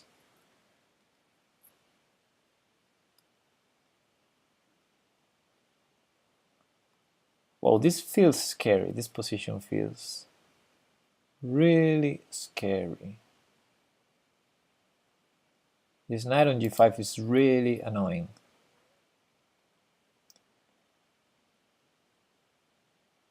Huh. Okay, let's go safe. I don't know. So, queen there, rook there, knight there, takes. Well, I cannot calculate all of this. Knight f2, queen c2, right? Bishop f5. Okay, that's good. But stop telling me the good moves. That's not fair for my opponent. Queen f6, rook f1, terrible Joe. And then I probably have knight e3, but I'm not sure. But yeah, knight f2 seems like a good move. But it's not fair for my opponent, I think. If you tell me the good moves. Although maybe he has queen c2, bishop f5, bishop f3. No, he doesn't. Isn't the shilling trap just bad for white if white takes the knight? What is the shilling trap?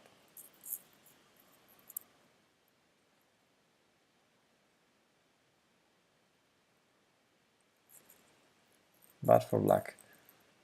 King e3? What? Stop thinking you're gonna get flagged. Nah, I have increment. King e3? Knight e3 you meant? Knight e3 he had queen d3, threatening the knight and the checkmate.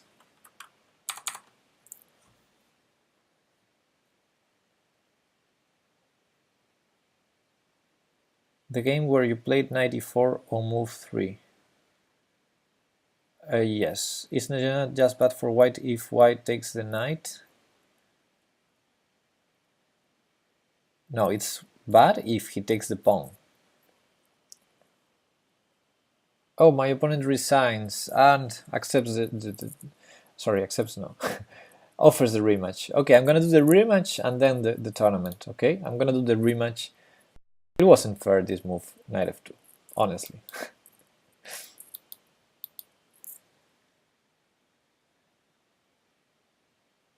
Yes, after queen c2 there was bishop f5. Okay, let's not repeat the Alaping. Let's play. Wow, let's play crazy. Let's play the Queen's Gambit. I can't remember how to play it, but I guess controlling the center is the important factor here. Tourney after this game. No more challenges, please. Tourney after this game. D5. Okay, let's grab space. Tourney with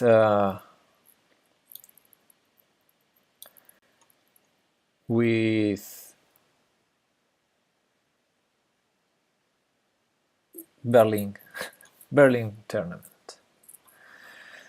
Win Gambit. The problem is I don't know it, so I don't know what am I doing. Yeah, I expected that, and I guess I have to play bishop to d3 because there's no way I can sacrifice that, right? Well, I can go c3. Let's go c3. Never do that. I never did this. And I missed one move, but he didn't see. He didn't see bishop takes b1. Okay. Win Gambit is supposed to be better for white. I don't think. For black. Yes, I think so. Okay. What can I do now? Is this a move? I'm already disliking this gambit. I don't see the point. I mean, if it's just for grabbing space, I have other ways to do it. So I guess grabbing space was not the purpose of the gambit. Goes for a3, though, preventing black to castle. a3, or bishop a3. a5, wow, I like that move. Such a pity it's not me playing that move. Okay, let's develop the rest of the army. Doobie doobie doo. Right there. Right here. I'm gonna castle.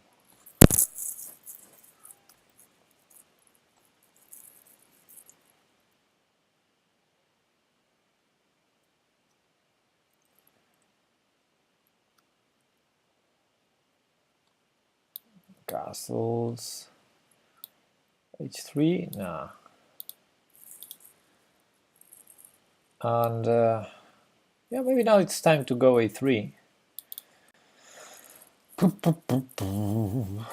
Let's do it. Only good are Black Dimmer, Urusov, and Queen's Gambit. Now the Urusov, no, I don't think so. I play the Urusov, and I prefer the King's Gambit to the Urusov. Isn't that? What did I miss? Bishop takes. Knight a5, I move my queen out. Did I miss a tactical shot here?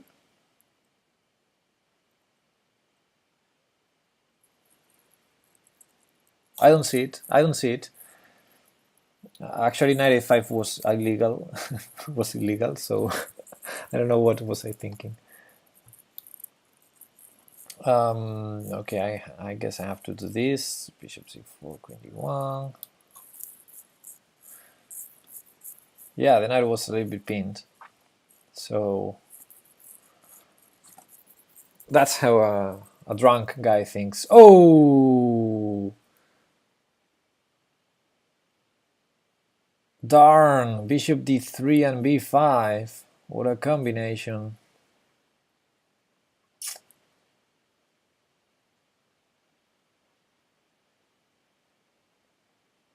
Okay, I guess the best is this one. At least I got 2 pawns for the piece.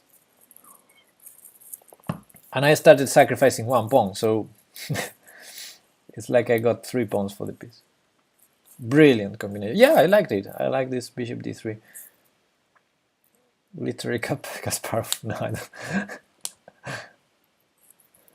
Well, maybe you're over pushing there. 94. What? Where's the knight going? Are you going to sacrifice on e5 or something? No, I don't think you're gonna do that. Okay. What now? What now? I don't know what to do, guys. Okay, let me play positional, positional, positional. I need a knight there, a knight there, blah, blah, blah, blah, blah, blah. I need a knight here first. Then next step is to blunder this knight, because I was going to move this rook. So queen is badly placed there. Well, it's even worse where I put it, because I'm losing a pawn.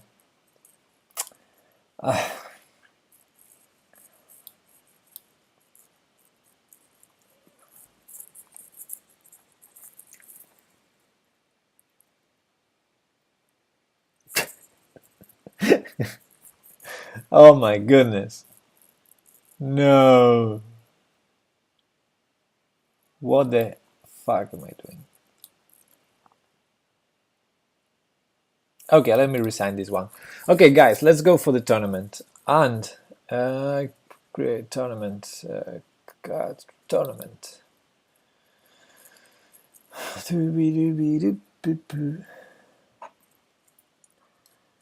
Create.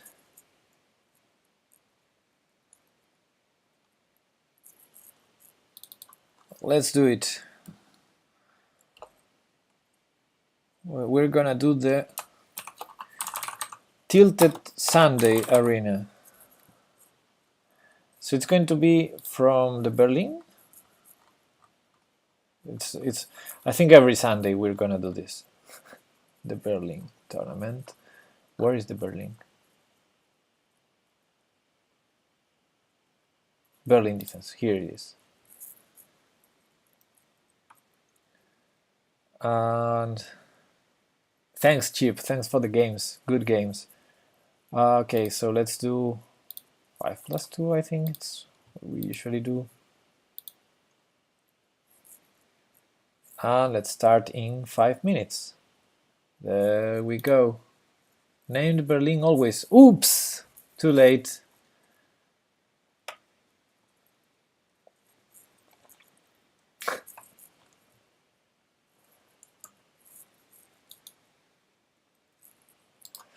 Hey Gary, I think we never get into the main line, so no problem with that.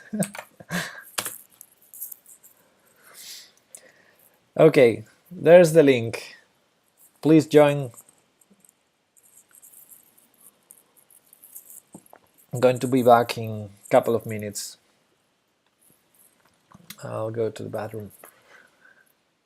Be back. I'll be back. I'll be back. Troubles, hey, Lord, mercy on me. My troubles, get a spell away from me. Oh, yeah. My house there all about 4-5 times. Miss me out, my baby's all to let me out. My troubles, please, Lord, mercy on me. I don't need a guy to shoot you down. I've been told they want me out of town. They don't know it's gonna end my mind. I just need to keep them out of sight. Yeah.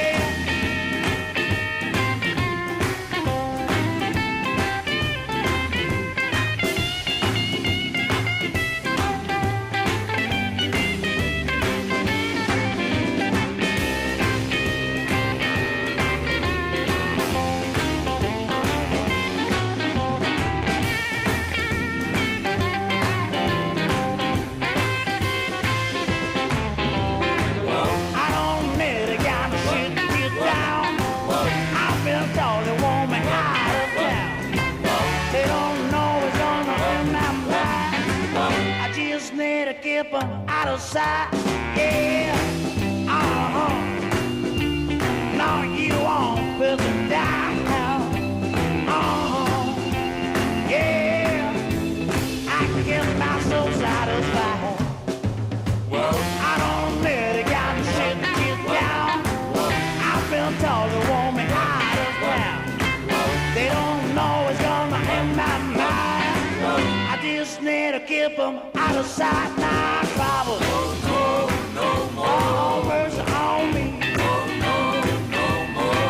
Now travel. Just keep a spell away from me. Oh, yeah.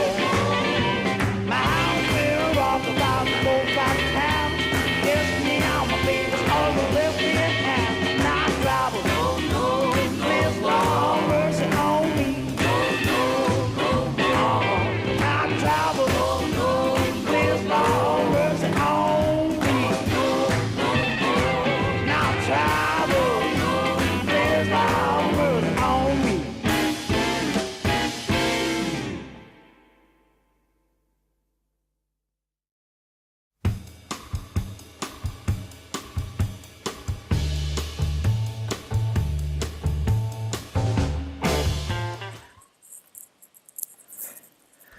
Okay, ready for the tourney. 4 players in El Puto Amo, Dukan Ozdemir, and Mixo Wang, and Stratman now. Good.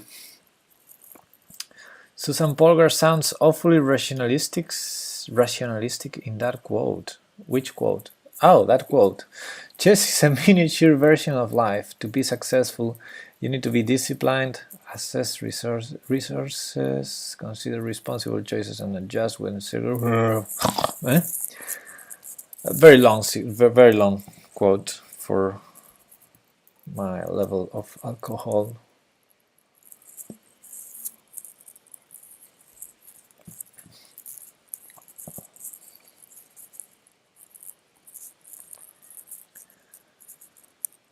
Coming for you, El Puto Amo. Okay. To be expected in a chess player, blah blah blah.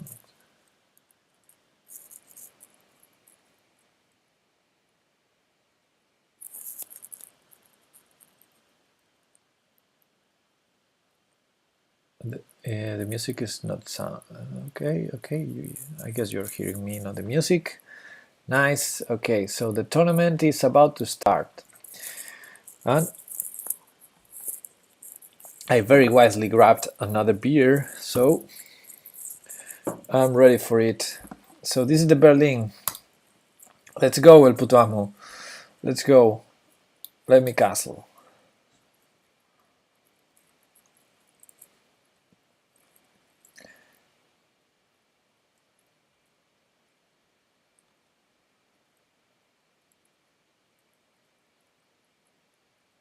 Hey, are you there? Bishop c5. What? What was that? I'm already out of book. What is that move? Okay, I don't know. I'll play randomly. Wow! Stratman already won his game? How's that possible? It was like 10 seconds?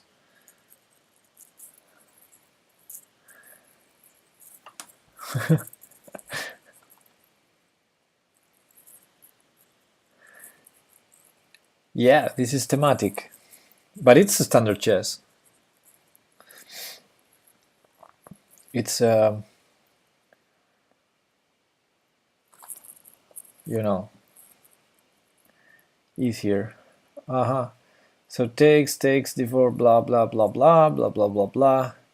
Cannot calculate.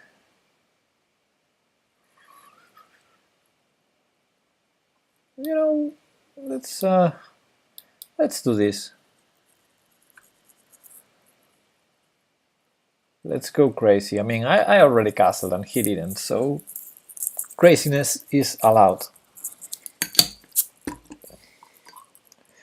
Oh, he took it. Oh, this is so simple now. I mean, I'm not saying I'm good. I'm saying it's simple. It's forced, no complications. Can I take this pawn? I'm trying to complicate as much as I can, but he won't allow me.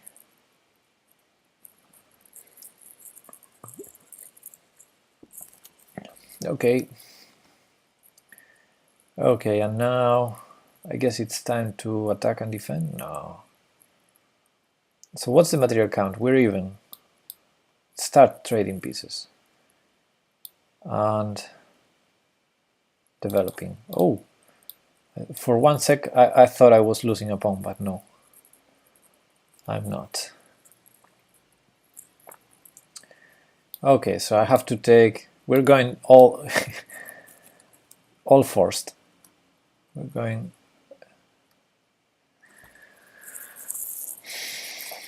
We're doing the forcing stuff so far.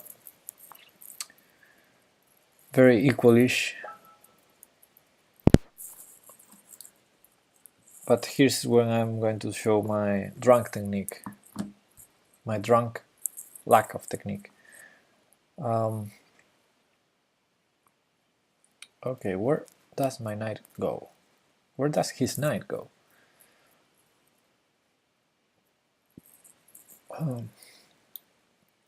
Let's develop. Developing is good in general.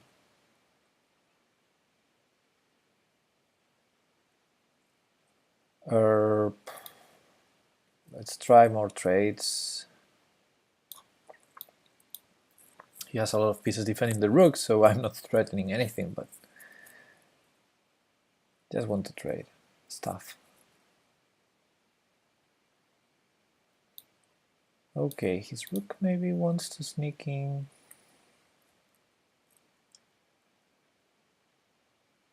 Let's try to trade that one. I might be blundering something.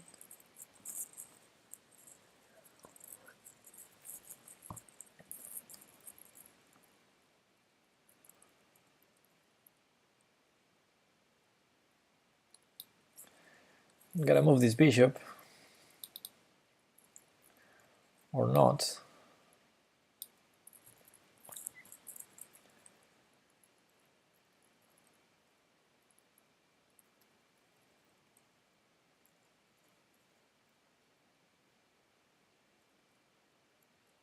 I see what you're doing. You're trying to win on time, and you're gonna do it. You're gonna do it.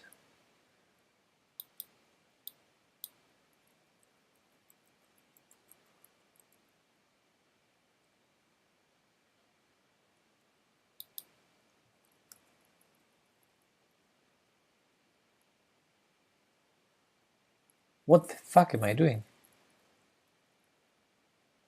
What is this? I'm losing all of my pieces.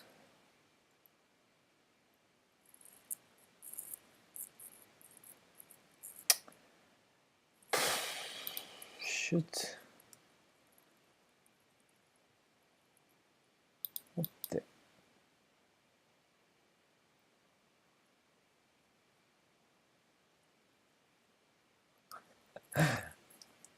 Guys, I'm gonna lose on time. I can guarantee. Okay. Oh, blunder. Oh, he didn't see c5.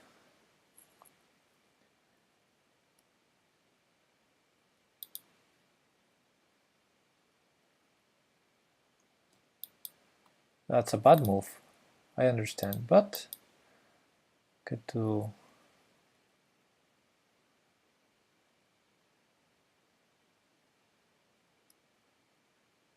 Okay, this is bad news. Can resign. Let's resign this. Okay, I cannot berserk. Why did I berserk? GG. Who was that? El puto amo. GG, el puto amo.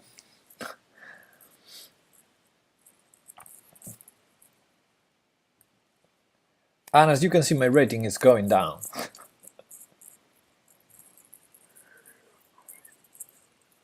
As expected.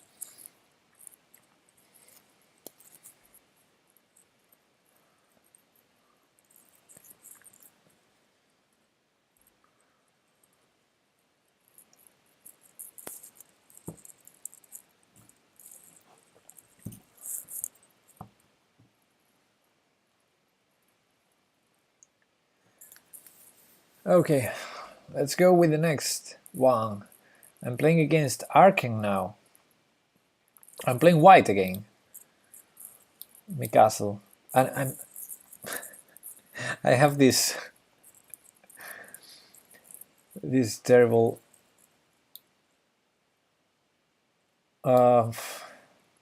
practice of clicking the berserk button. So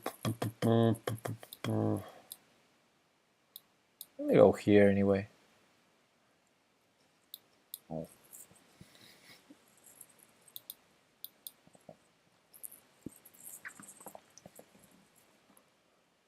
C5, no. Let's not block the center, please.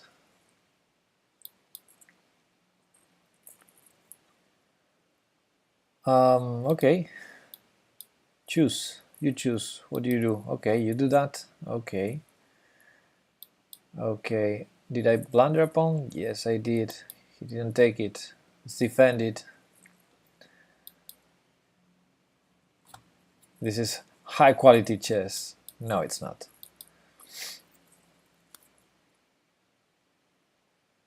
He wants to play fast because I berserked. I understand. I understand.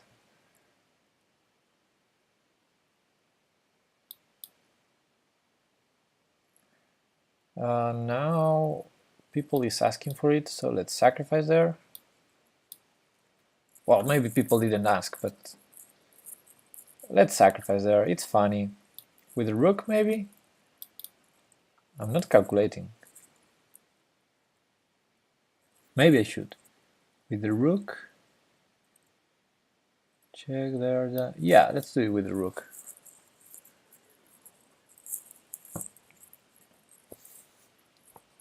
And I'll bring the other rook. And yeah, it feels nice. I don't know.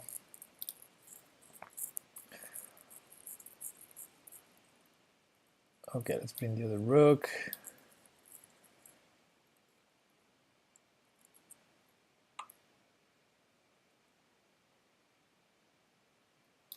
Go here.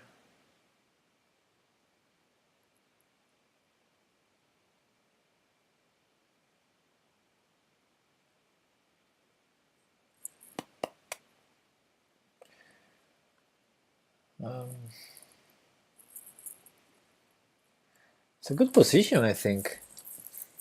But I might be losing. But it's... I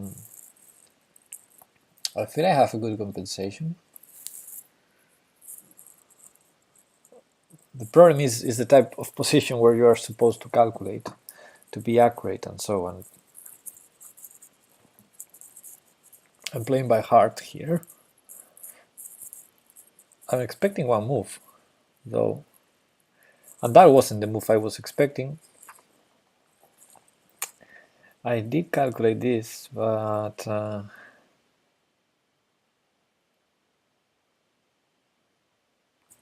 yeah, I think I can do this. I think I can afford this.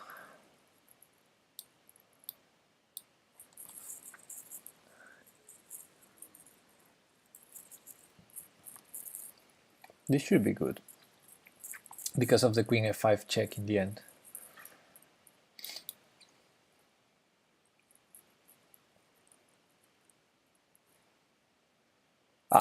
I could take that rook, but then I would lose the bit. How accurate am I being without even thinking about it?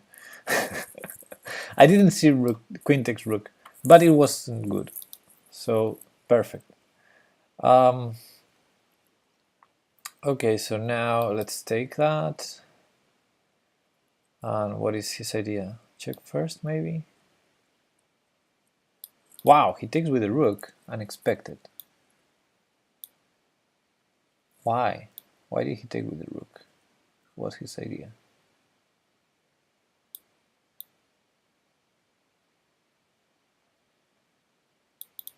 Actually, I have several options after the check, but he doesn't do the check, so let's try to attack. The problem always with queen versus pieces is there are tricks. The pieces have a lot of possibilities. And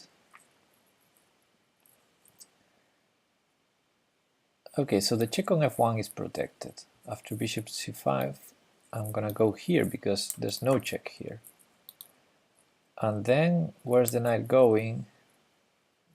I guess f8 is the only square to prevent queen h7. But yeah, position is not easy, right?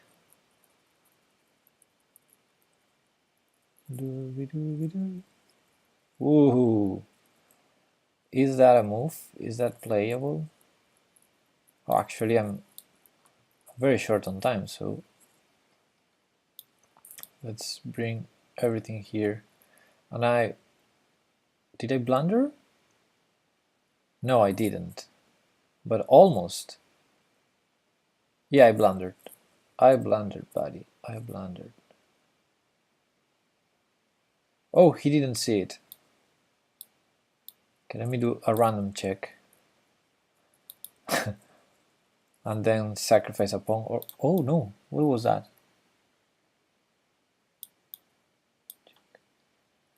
Let's repeat once. And go back here. I don't know what I made. Oh, I lost the queen. Bishop d4 was the only trick.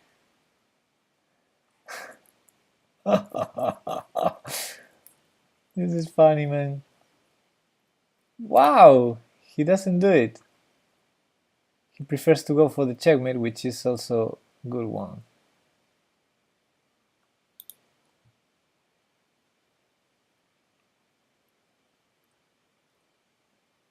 I'm gonna lose some time, I know it.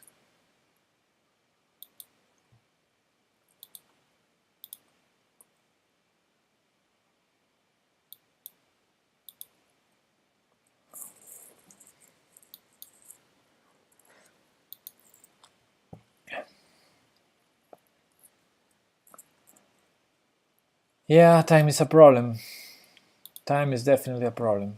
Oh, he has a dirty check, but it was probably better in the other line. Knight f6 was probably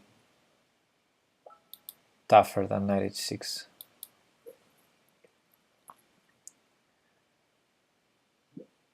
Oh, he sees my pre-moves. He's watching the stream, come on.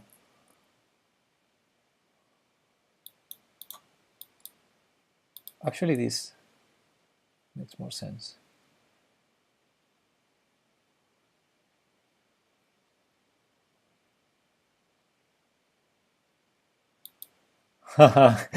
He saw the pre-move, come on. He really saw it.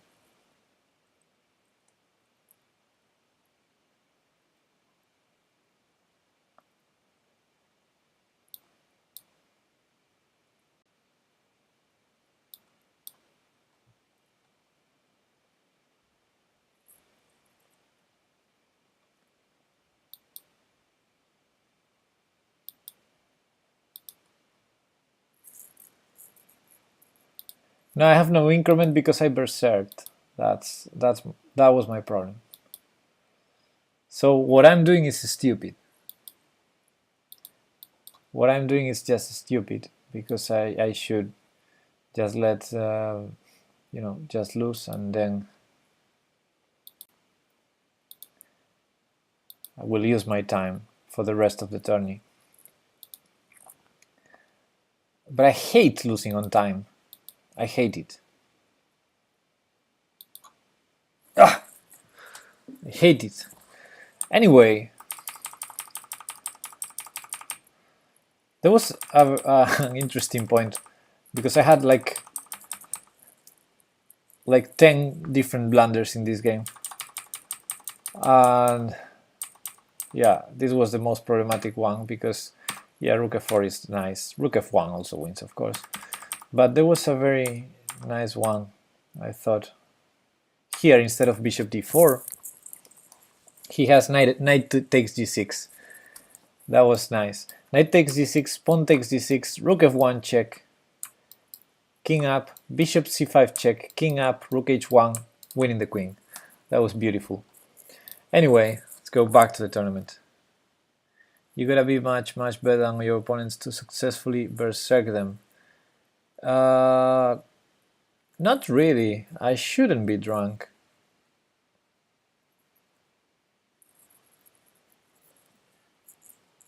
I mean, I think it's mostly about being drunk, because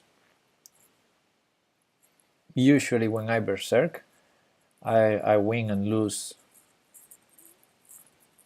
without being on time. And I don't know, I'm slow.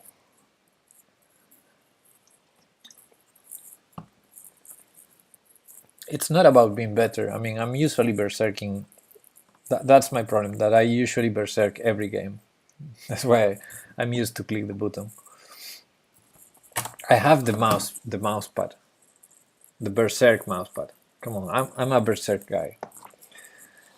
But yeah, if I'm drunk, I'm too slow to berserk. It's not about winning or losing, it's about this losing on time thing. Okay, so I won't berserk this time. So let me grab the pawn and see if I remember how to play the Berlin.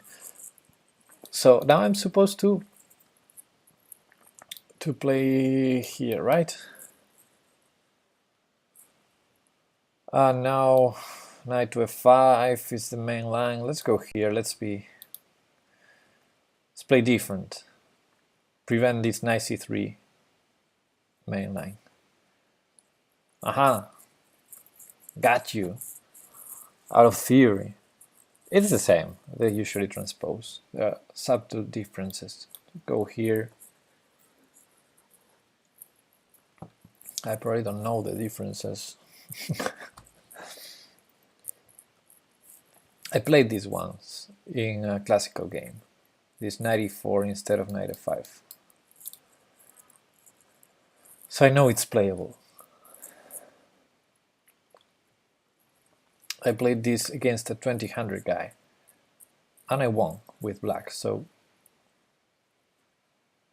it was playable, it was decent, but I don't know what to do. Okay, so is the e6 idea already working?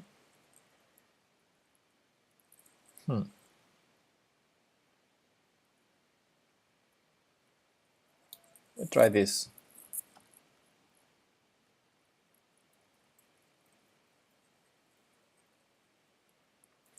Not an usual jump for the knight.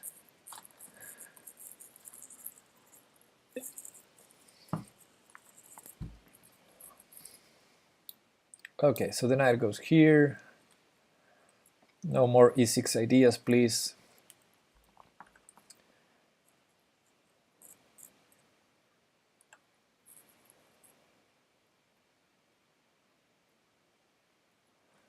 And now what?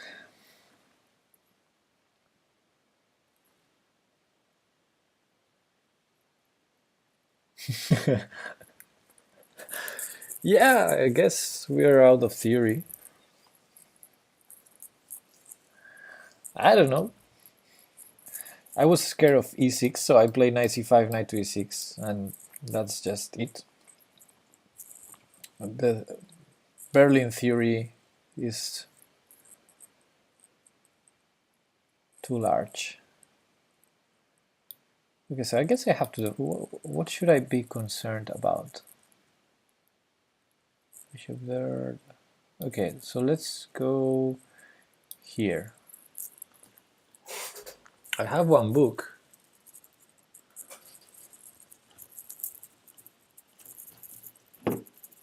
Okay.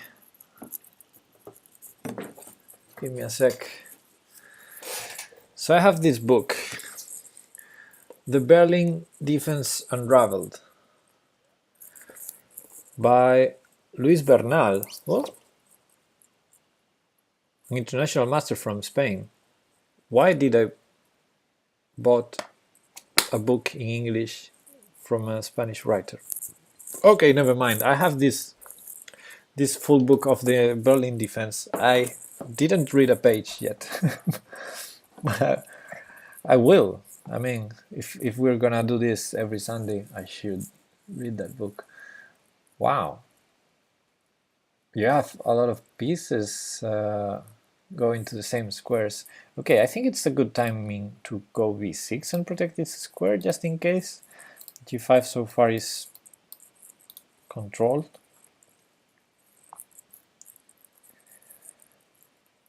And yeah, how to continue? I guess I want to trade pieces, but which ones?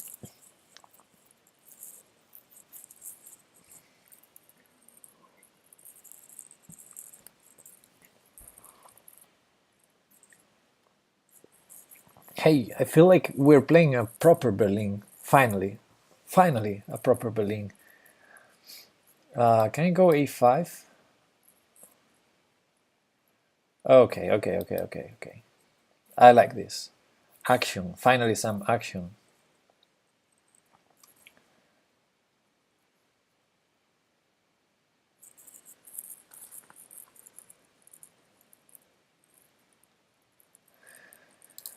So c3, I didn't understand that move.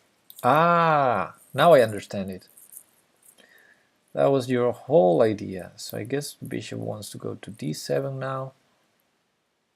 I'm usually scared when my bishop goes to d7 in the Berlin, but I guess here it makes sense.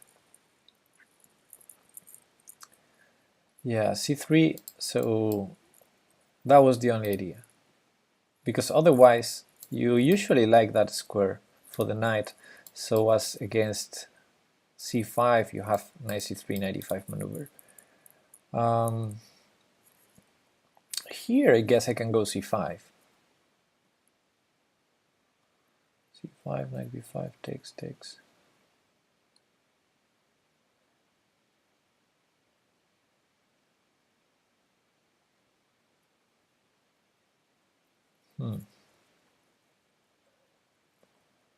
Okay, my rook at some point wants to come here.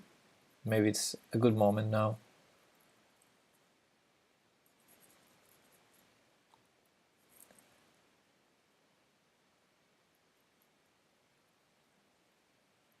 A lot of weaknesses there, I like it.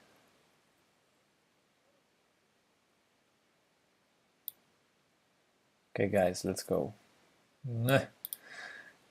Takes. I'm scared. But I felt like playing g5 here, but now I know what did I think. Takes. Okay, you know what? Let's take here. I mean, it's not that impressive if you take with the pawn, right? Is it? Yeah, knight f5 was what I was expecting instead of f4, and bishop f8 was an idea there. Anyway, I'm not sure now.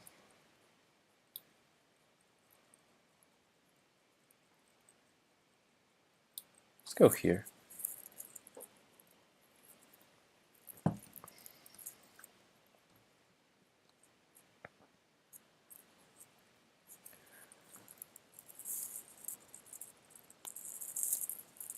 This is the kind of game I like when I'm not drunk. Okay. There, blah, blah, wrong. I don't like this. So let's do stuff. Let's start making stuff happen.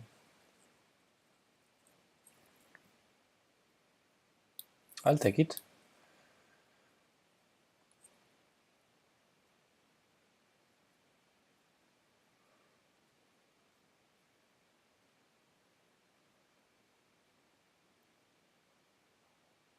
What the heck?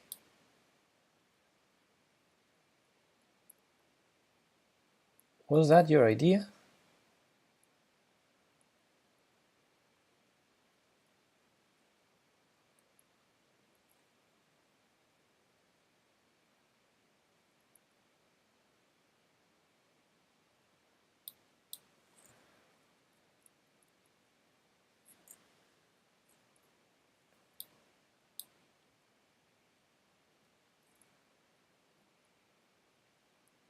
Okay,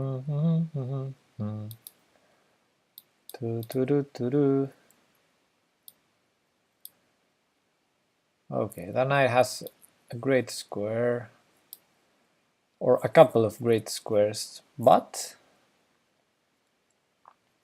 oh, my rook was hanging. I didn't see it. Okay, okay. And time is a factor as always, but now I have increment, right? I didn't berserk, so I have increment.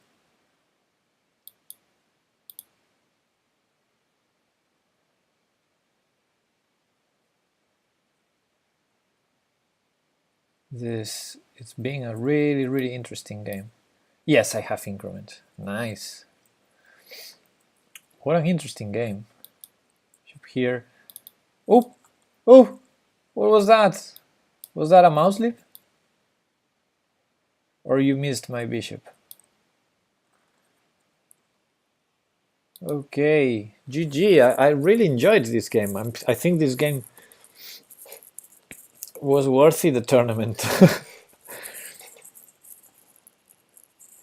we both deserved the draw, though. I think the result should be a draw. But yeah, rook h3 was... But I really enjoyed this game. You already broke the mouse.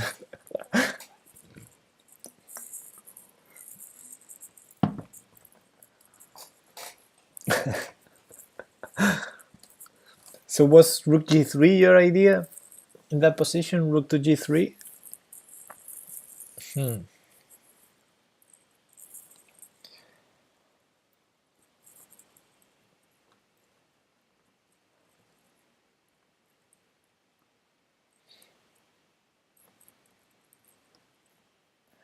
Okay, I'm playing Arcane again. So previous game I berserked, and I want to berserk. I want to berserk. Come on. Okay, let's not berserk.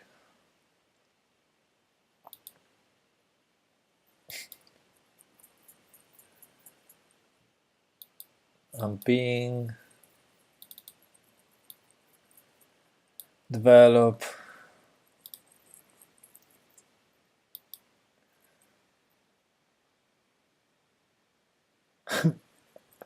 Terrible joke.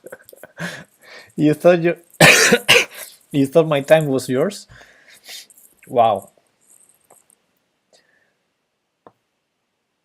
Let's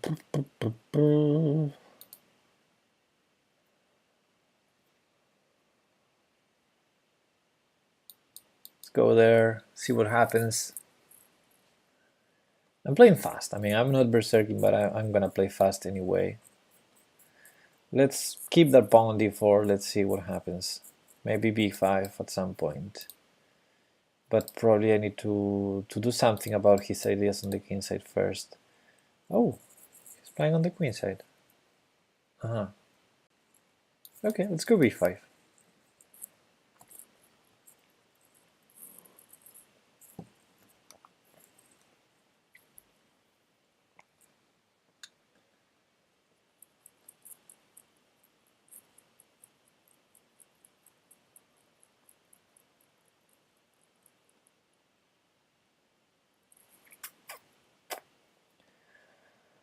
Okay, I don't know what to do, but this bishop is doing nothing here.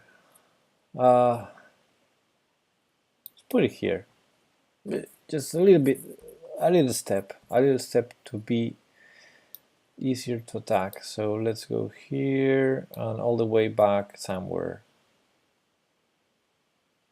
I feel like my maneuver was very stupid. Bring it all the way back here.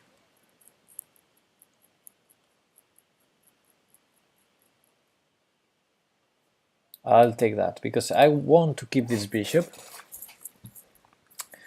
And it's not a great bishop, but if possible I want to trade it for his dark square bishop. That is really a great bishop. So I don't want to trade it for a simple knight. So bishop here, f4, bishop h6 is one idea. But I'm not quite sure. f5 is another idea. Let's go f5, it feels fun.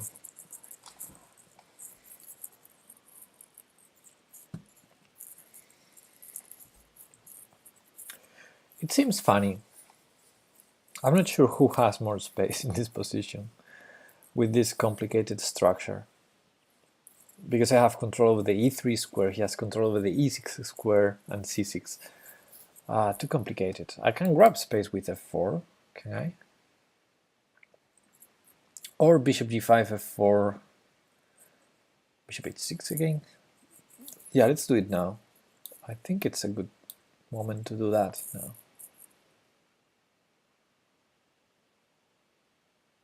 Maybe I'm wrong. Yeah, I don't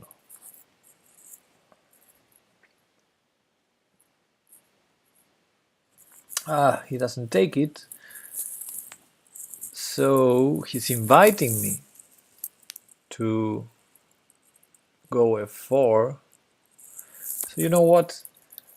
Let's chop his good bishop and close the position. Close. I'm not closing the position, but trying to put some pressure. So his remaining bishop is not so great. My remaining bishop should be a little bit better than his. But I need to use it to be able to connect the rooks or to attack or something. Okay, let's bring the queen over here. Oh, queen h4 was another idea that now I'm seeing. Anyway, I'll bring the rooks.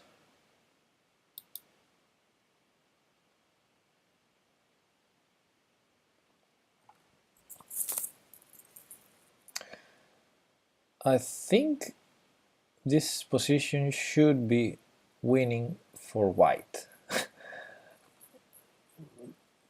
I feel that. I feel this should be winning for white.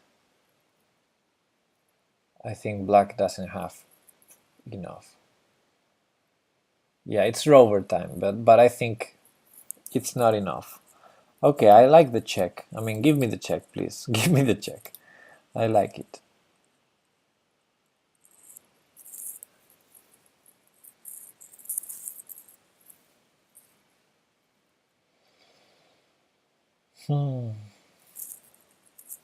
Yeah, it's rover time, but I think it's not enough. I think white has enough resources to defend, and then it's going to be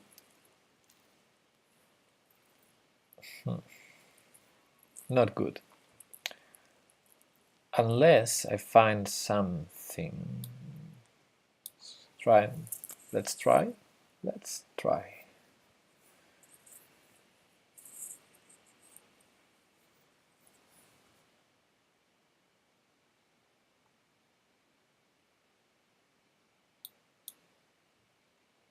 Okay, that's just one move. One more move before I lose my c5 pawn.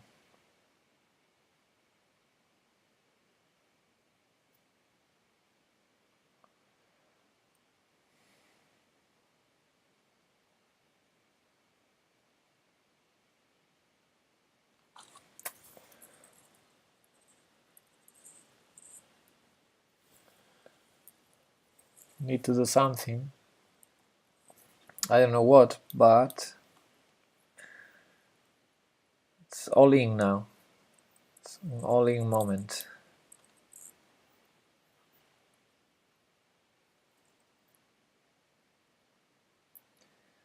Sort of expected that.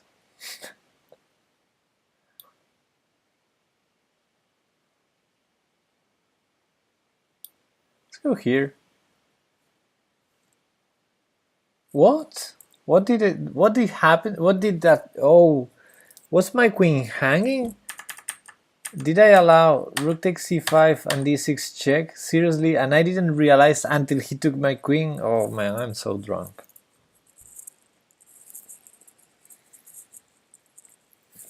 Sorry, let me resign.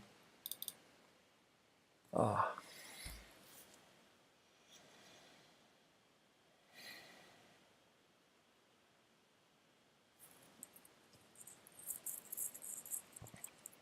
How many games did I lose in this tournament? All of them?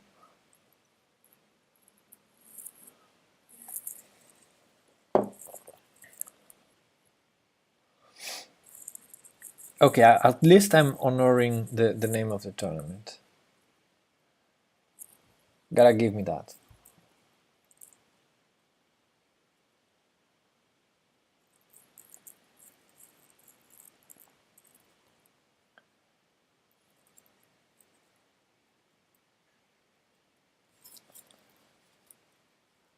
And I already lost like 100 points, I think. Almost 80 rating points. Huh.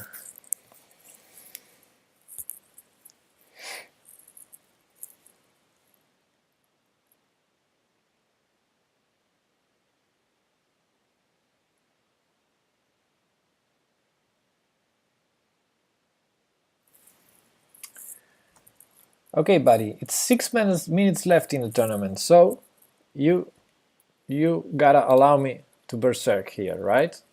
Okay, let's go. Let's go. Let's repeat. No, what was that? D3? Is that a move? Is that a mouse slip?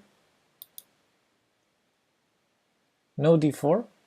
Okay, then we don't go for the Berlin. Wow, a blundered C6 pawn. He didn't take it.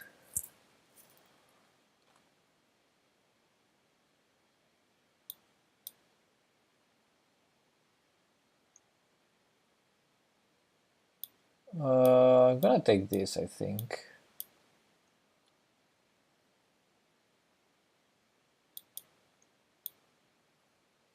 Have a good feeling about this position.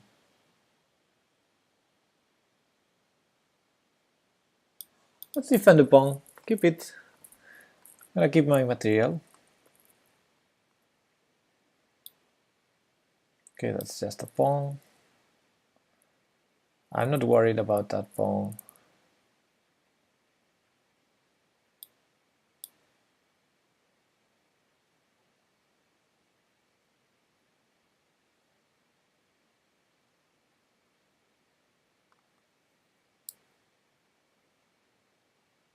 Where is that queen going? Where is that queen going?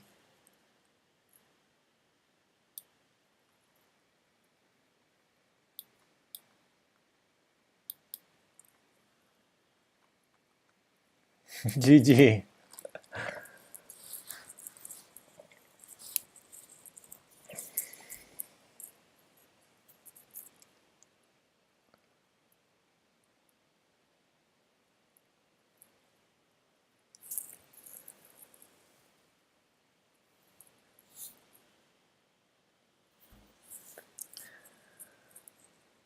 So if we play the main line, it goes like 10 minutes game. If we play a different line, it's like 2 minutes game. I guess I need one of these now. If I get paired, one of 2 minutes game. Because it's 3 minutes left in the tournament. D3 is good actually, but pissed off the last game. Yeah, D3 is a classical anti-Berlin line, I think.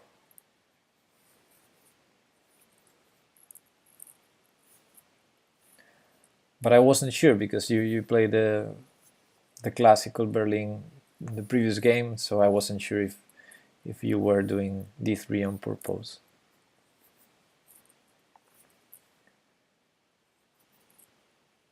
Okay, 2 minutes left. I think I won't get paired, but I deserve not to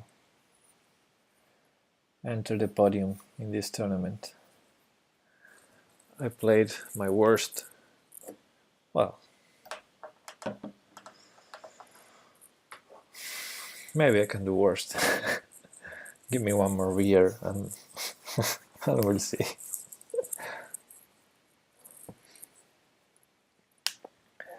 Okay, guys, do you want after this tournament another tournament with a more fancy line or a different variant?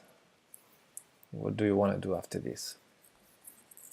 Oh, last game. Let's go. I'm white. Let's play as fast as I can. Less than 2 minutes left in the tournament.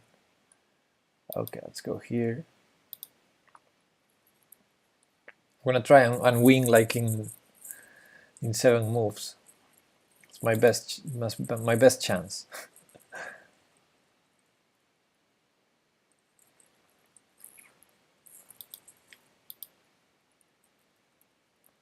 Pre-moving.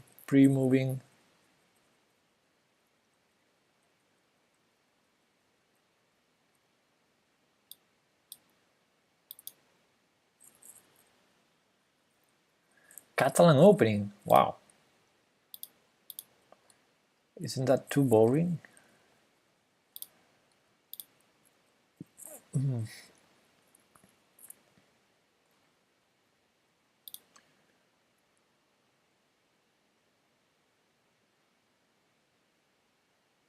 Shit, I cannot go Queen h5. Oh, he defended it. Oh, shit. 43 seconds left. Come on.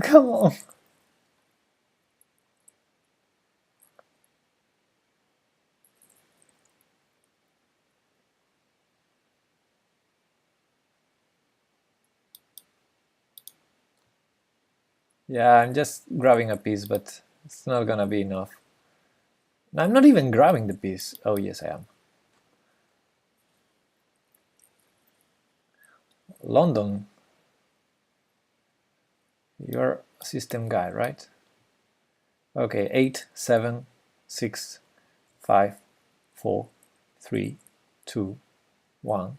Okay, tournament is over, so this game does not count anymore for the tournament. I'm gonna try and convert it because I'm a piece up, although it's for 2 pawns. No, for 1 pawn.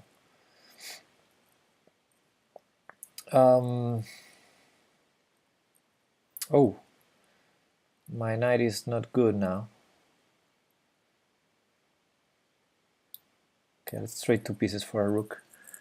D3, Catalan opening, or London. Okay, we can try that. Catalan or London. And yeah, I was willing to give those 2 pieces for a rook because I'm an exchange up and active. Actually, instead of rook on the rook of the 7th should be great, but rook d1 was also interesting.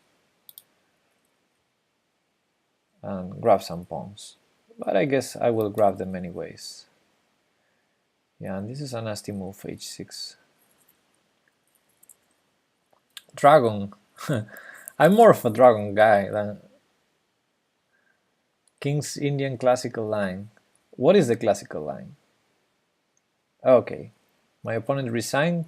He cannot take because of the mate on h7. That means he cannot advance either. And yeah, after takes, he's gonna lose the rook. And maybe he can move the rook out, but I guess there's a forcing sequence there too, probably taking with rook. So, King's Indian classical, I like that. I'm not sure what the classical line is, but I like King's Indian or Dragon. I like those tactical openings. Okay, congratulations to Carpista Di Mare, who won the tournament, Arken in the 2nd place, and El Puto Amo in the 3rd place. And okay, let's create Dragon Accelerated. I'm not sure if I can pick that because I have a closed set of openings. Let me see. So let's look for the Sicilian. We have Dragon, Hyper Accelerated Dragon. Yeah, we have Hyper Accelerated Dragon and Dragon. Those are the 2 choices. And I also have Let's see, King's Indian. King's Indian, classical variation, same-ish for pawns, fianchetto, overback, modern. Accelerated Sicilian. Okay, let's do that. I'm a totally newbie to that, so it's good. It's good.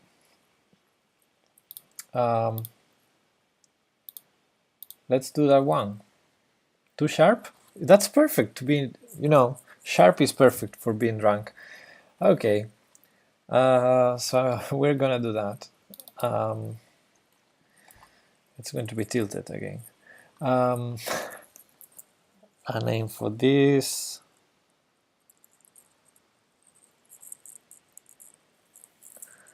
Yeah, I don't play Sicilian either. Only with white because I play e4, but with black I practically never play Sicilian. So that's good because we're going to learn.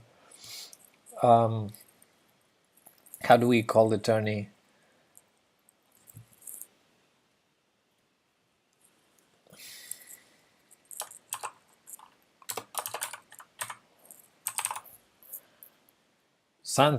It has to be something about a dragon.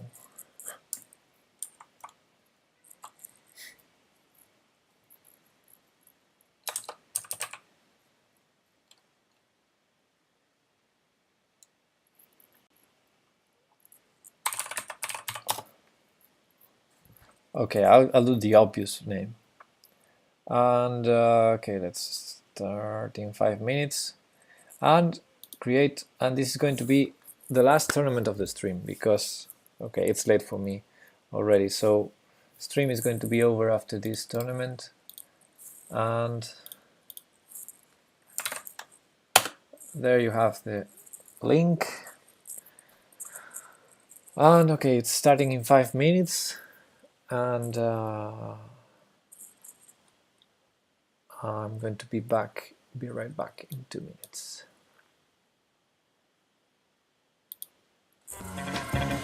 Stock on selling me your hot stuff, but you wouldn't give a dime.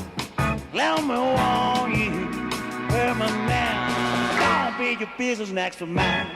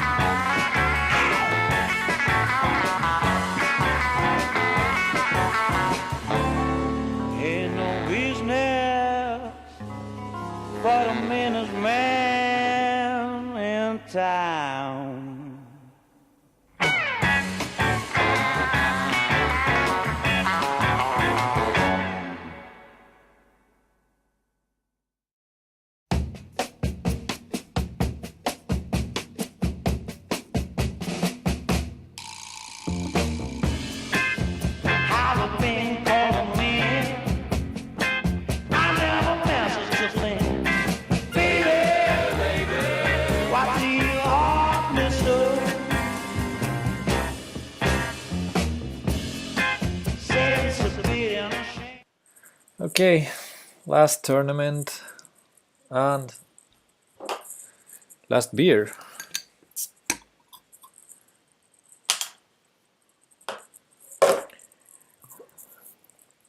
So El Puto Amo and Dogu-kan already joined. Let's see if more people joins. I hope so. It's a three players tournament is usually boring. So we have a quote from Anatoly Karpov that says, "Chess is everything, art, science, and sport."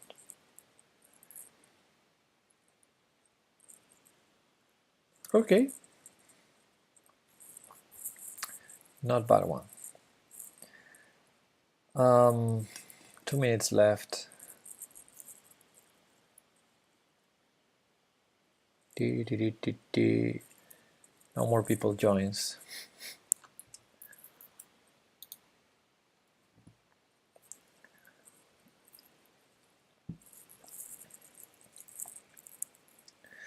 So, what is the accelerated dragon?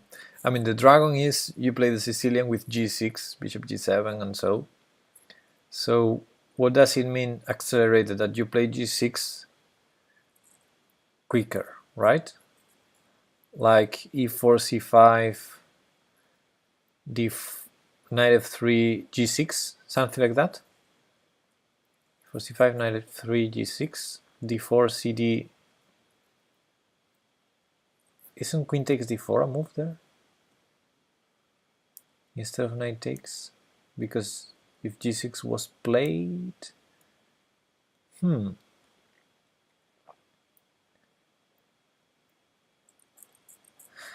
Okay, we'll see.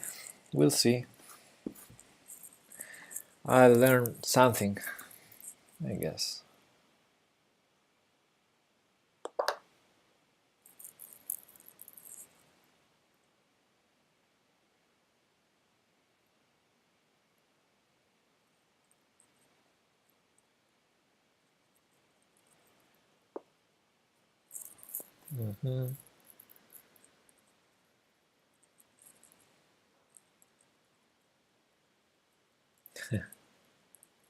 Oh. Okay. Okay, so tournament is going to start. It's 3 of us. Okay. Here we are. E4, c5, exactly. Okay, I'm not going to Berg. And I was wondering, is queen takes d4 a move? Queen takes d4, knight f6, right? And then if e5, knight c6. Wow, I can't calculate. Queen takes d4, knight f6, e5, knight c6. Well, let's do it. Let's learn.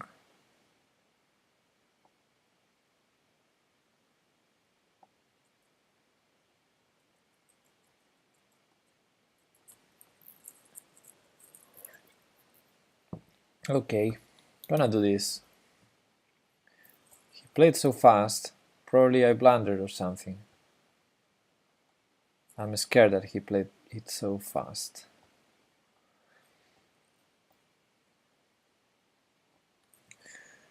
Let's put the queen somewhere.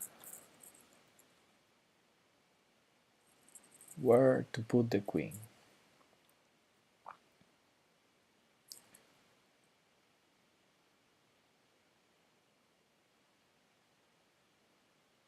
Let's bring it over here.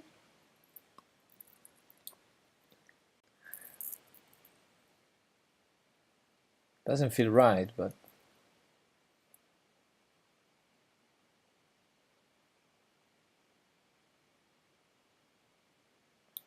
I need to win a tempo, otherwise he takes on e5.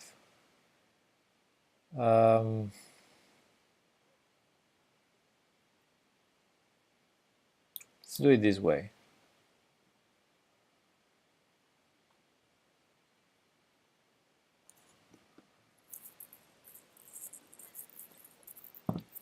Sicilian is always tactical. So if I take the knight, queen takes b2, bishop c3, queen c1, king e2. And am I surviving? I think I am. I think I am. I also have queen d4. Ah, no, I don't. The knight is here. Sorry, what am I saying? So if I take the knight, I have to enter that variation. Whoa. Takes, king e2, queen takes c2, and knight comes to d2, knight f d2. I think I survive. Let's do it.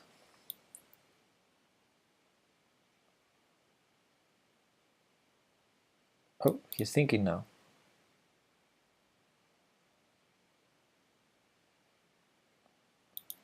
I mean, it's not just about surviving. It's also about my own threats. They are too scary for black, I think.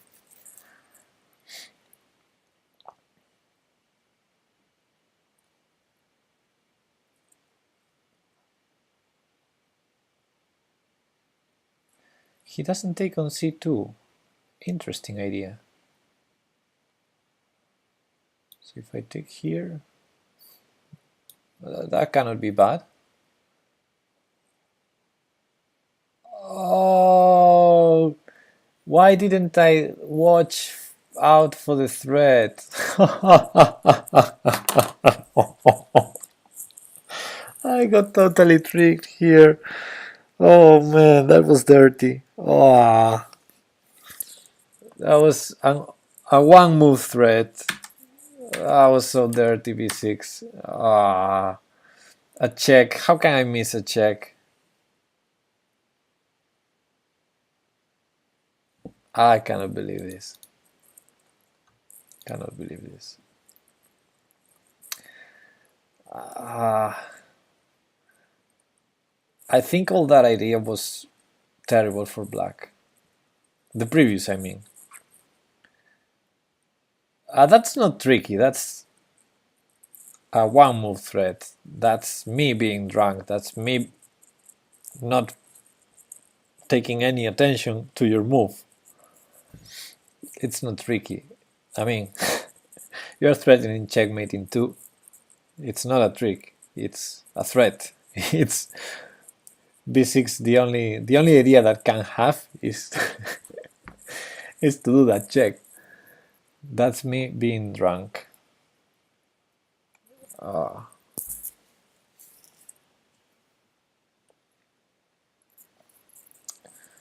Okay, so now I get the black side of the dragon, the accelerated dragon. I wasn't convinced of your line. Let's see what happens if my opponent does d4. Oh, he didn't move on time. So I got 2 points.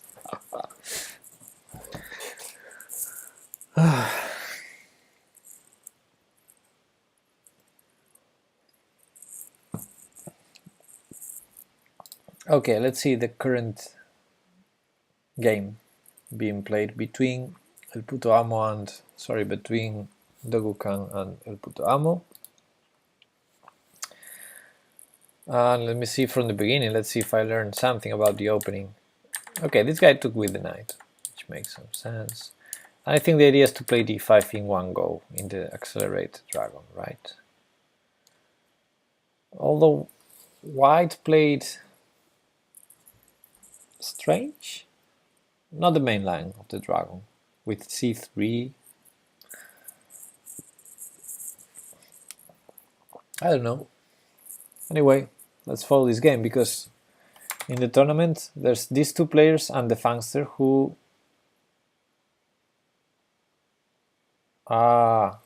he says in the chat that he frozen, and that's why he didn't start the game on time against me. Sorry about that. So maybe we get paired again. I don't think so, because we just got paired. Probably we need to wait for this game to end. So I will follow this game. e5. Good move, I think. Ooh, takes, but pawn. Wow, I would have taken the. No. Nah, I cannot calculate.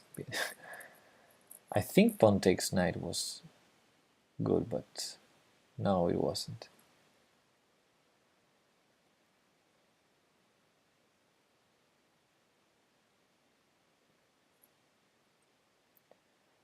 Okay, position seems very equal-ish.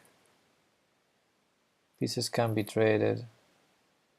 Black has this trick that knight takes c6, pawn takes c6. So queen e2 was played. Yeah, it's very tactical, this opening. I like that. King f8? Is that a mount leap? I mean, I would have castled here.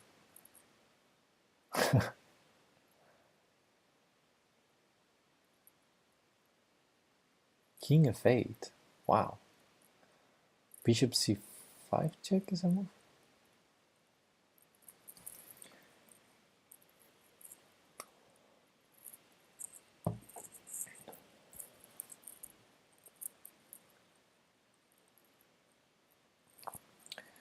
So white has to save his bishop,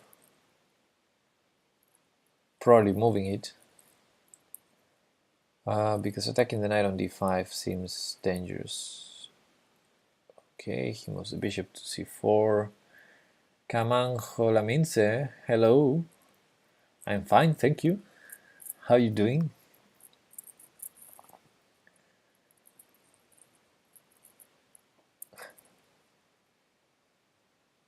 Nice rook, which one? All the rooks are in the corners.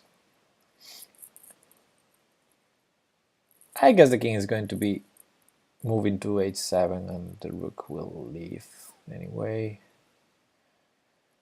Okay. I like white's position because of the rook on h8, but this feels more or less equalish. The knight is a little bit annoying on f4. Maybe queen d2 is possible, but yeah, queen f2, queen c2, queen e3. Oh, the bishop on c4. Whoa. I'm too drunk to see the most basic tactic. Queen d2 was a nice try because knight takes d2 would save the piece, but yeah, he took the piece immediately, and now actually trading queen is probably not the best for white. So yeah, El Puto Amo is a piece up now. White is trading a little bit too much, I think. But okay, it has an idea. Because then rook d8 is a threat, and if king h7, knight g5 is nasty. So, okay, some ideas there. Now the rook can go to the 7th, yeah, and some knight d6 jumps could be nasty. Actually, knight d6 was probably better than rook d7.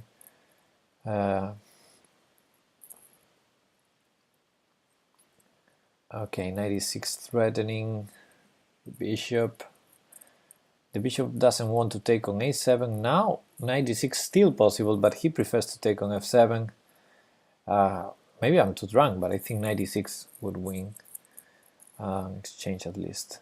Okay, now the rook maybe takes on a7. Yes, finally took that pawn. Now the advantage for black is not so easy, because yeah, white took a couple of pawns. White is active and white has more time. How old am I? Why? 96, that's an annoying move. Maybe rook takes d5 and knight f7 is a threat, so rook f8 to defend, but now any knight jump will threaten that rook, so knight c8 to e7 can be a sequence there.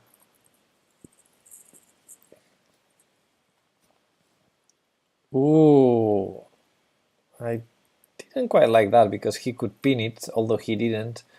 Anyway, I'm 35, by the way.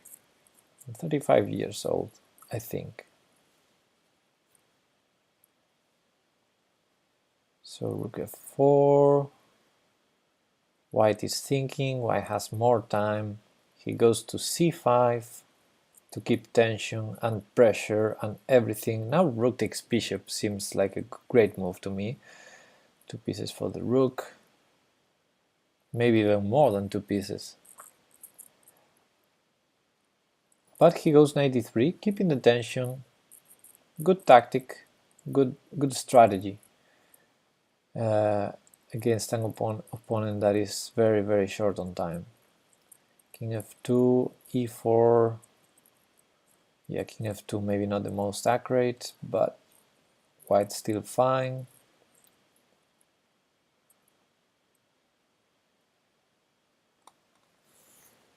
Black is putting pressure. Well, I expected no, but yeah, the knight goes. Wow, what was that? Hanging the rook. He didn't take it because, yeah, he was very short on time. Good one. GG there. I guess I'm getting paired now with one of you two.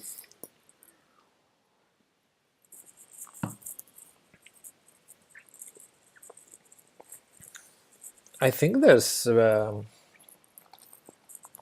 are beautiful games with this line. Very tactical games. If only I didn't hang all of my pieces.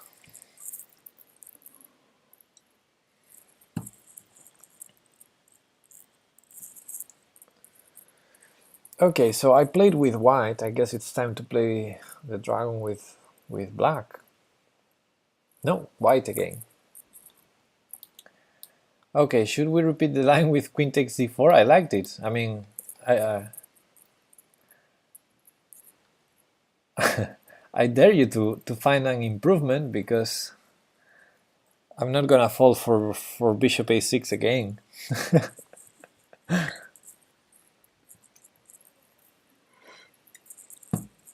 Okay, although queen h4, honestly, I don't think queen h4 is the best move, but I'm gonna repeat. I'm gonna repeat it. I have a challenge? No way. No, I'm playing a tournament. I cannot accept challenges. Let's decline it immediately.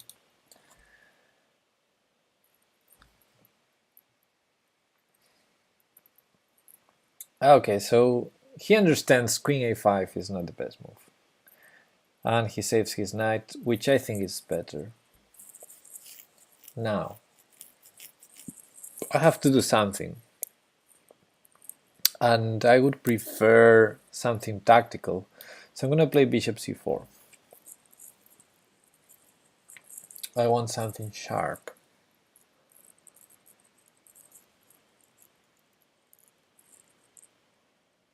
Oh, that's a lot of knight moves. I'm gonna castle. Okay, I'm already ready to go here, I think.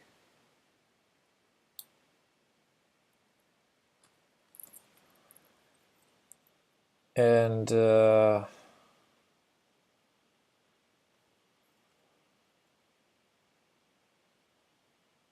yeah, I'm not sure.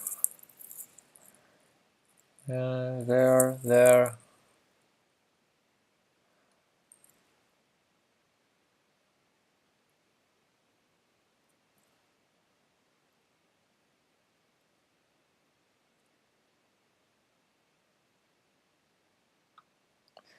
I'm gonna do this. Yes.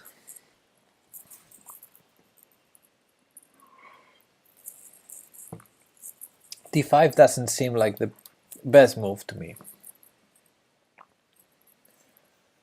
But maybe, yeah, maybe it's still only losing an exchange after h5.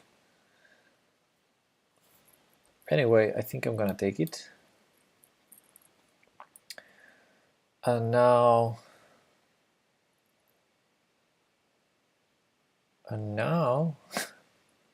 this is too tactical.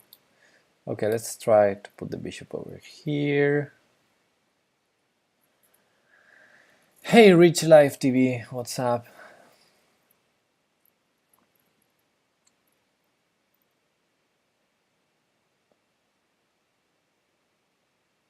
Okay, that was more or less obvious move. I'm gonna develop. I think I need more development. Do I have Papal? Yes, I do.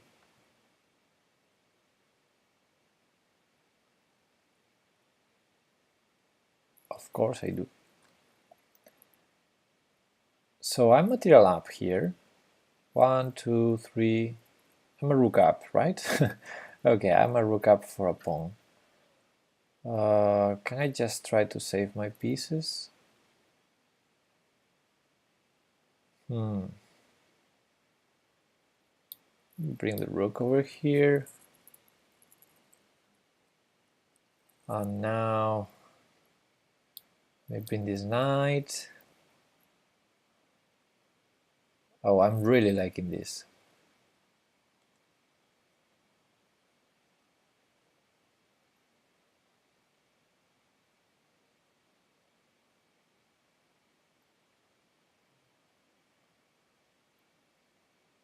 Ah, the knight is defending f7. Otherwise, I would have a checkmate there. So, let me see. Takes.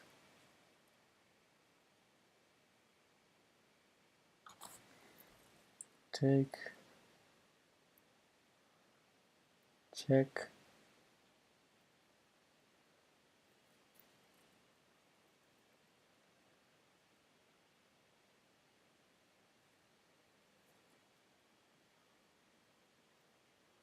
Okay. Now I found one. Knight h7. Let's go.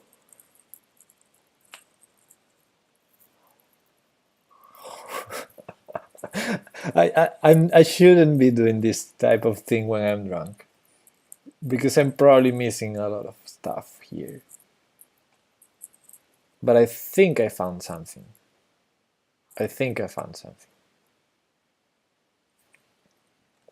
Let's see if that's true. Check.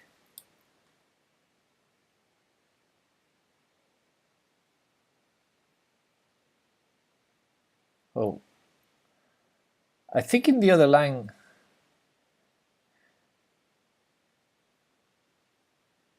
I mean, there's no mate because you escape. So you might even keep your queen and not sack it, not sacrifice it. And the idea is check, king e7, I bring the other rook. I wasn't sure if there was debate or not. Oh, do I have a donation from you, Rich Life? Thank you, buddy. Oh, thank you very much. Oh, you are so kind. Oh.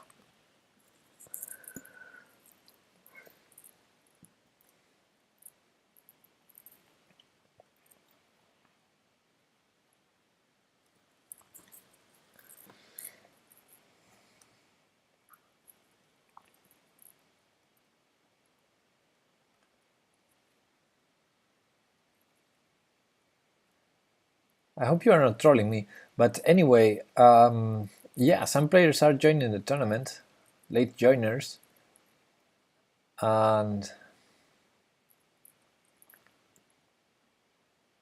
okay, so we're going to have more pairings now.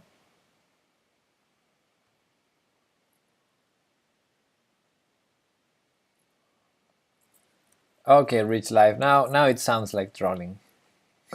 Thank you anyway.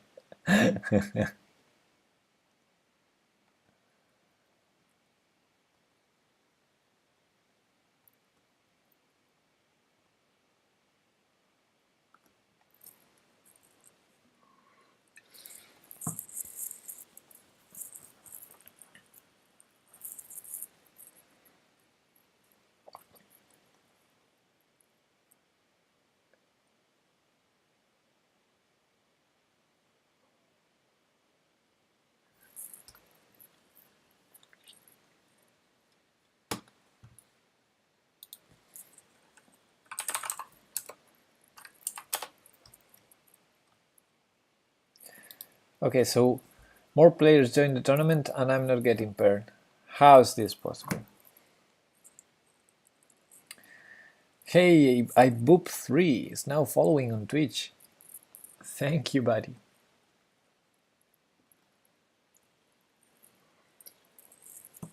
I'm the only chess streamer who knows what they're doing. Who? What? Who's doing? Who's doing what?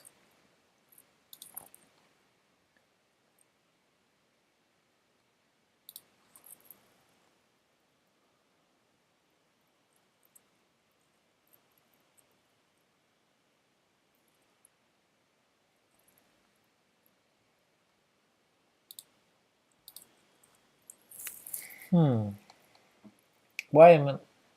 am I not getting paired? Come on.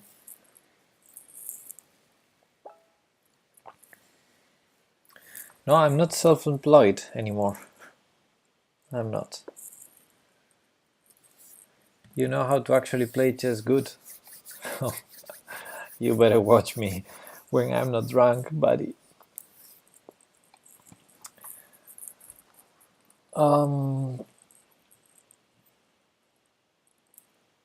Okay, so Dogukan is playing against Noble Chucks. Promizik is not playing, so I gotta get paired with him. The Fangster, he's playing with El Puto Amo. Okay, so Promizik is available. Promizex is available. Please, Lichess, pair me with him.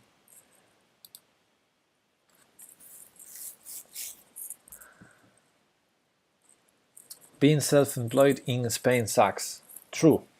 Absolutely true.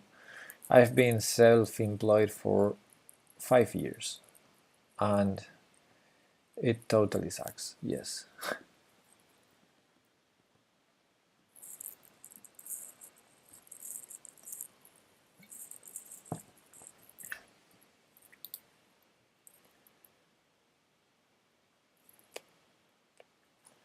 Okay. Let's open this game. At least watch a game while I'm not getting paired.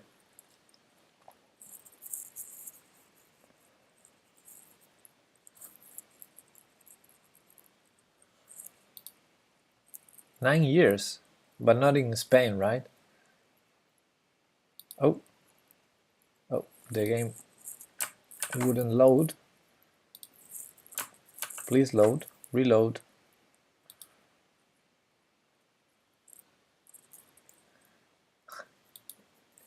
In California. Okay, the game wouldn't load. So,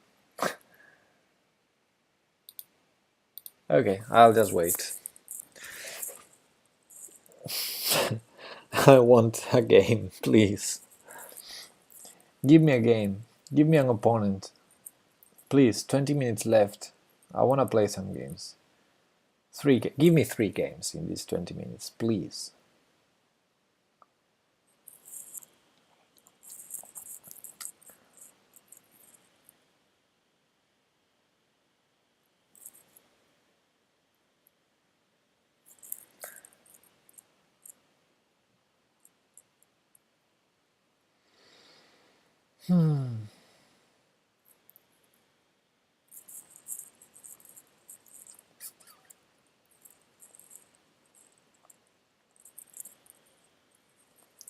Okay, I can see in this small board, I can see the position.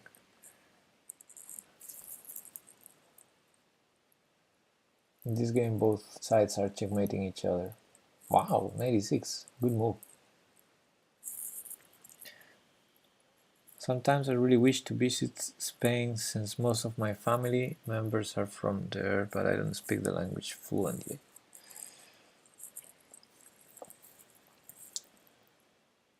Sometimes I really want to escape. Wow, checkmate on h8. Good job, Dogukan. I mean, terrible job. So now more players are available to play. Let's see if I get a pairing now. Yeah, I saw your checkmate, Terrible Joe. I'm seeing it in the small board because I couldn't load the game.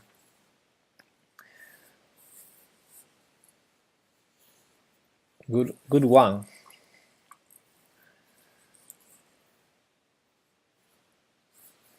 Spain is great for visiting, but if you want to live there, it end up sucking in the long run. Well, not Spain is. I don't know. It has everything. Okay, so I'm playing finally the black side. Wow, he doesn't play. You don't play d4? What's that? Bishop e2? A preparation? So now you have to take with the knight, I understand. And you go c3 again. That's what you did against the other opponent, right? He did d5, so I'm gonna do d5.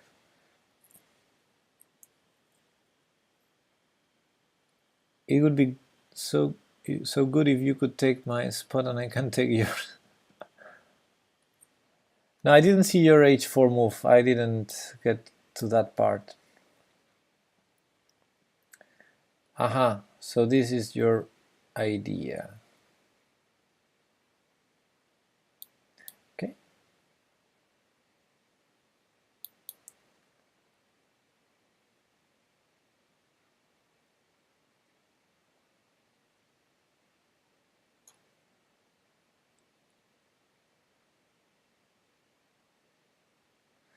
So this is going to be a tactical game, right?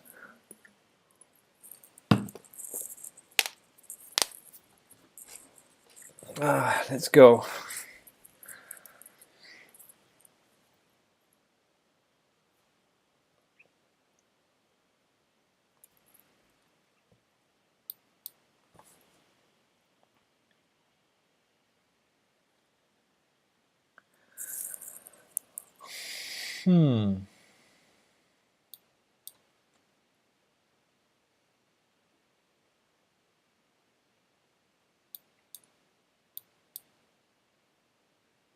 Maybe not so tactical game. Maybe it's becoming a positional game after all. Better prevent bishop c5.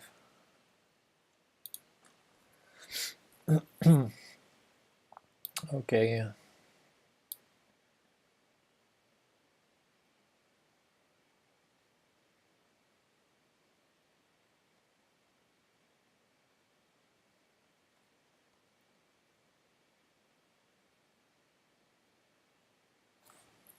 Ooh, that's risky. I think taking is good, but come on, if you give me a pass pawn,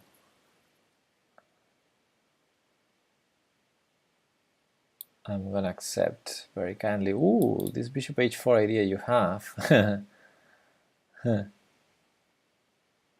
I see your idea. Okay, I see where your knight is jumping.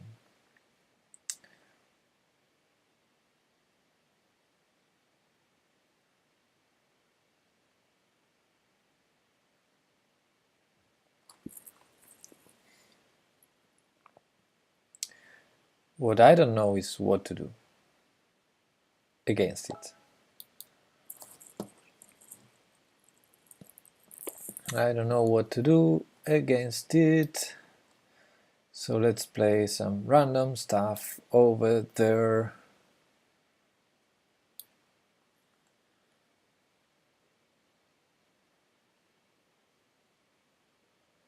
Rich Life TV has followed. Thank you, buddy. Now it's a real thank you, not like the PayPal one. G4, that feels a little bit dangerous for both sides.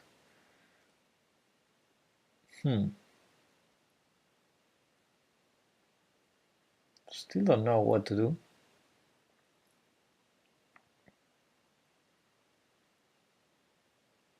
G4, what's the idea? To play f5? No, that cannot be playable.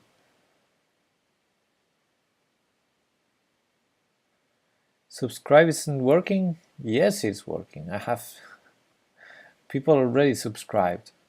So terrible joke until, so it should work. It should.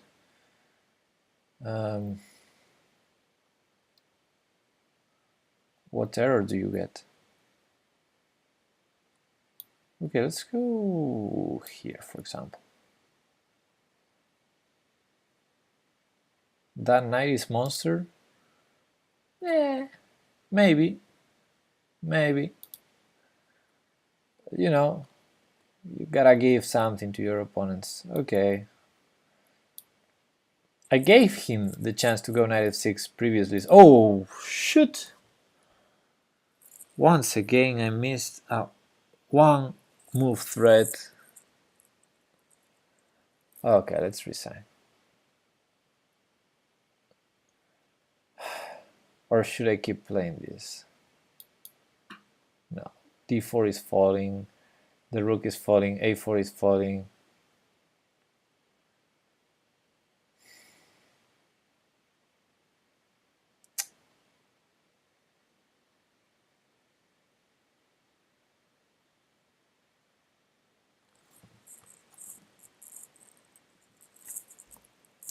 Shit. Oh, fuck off.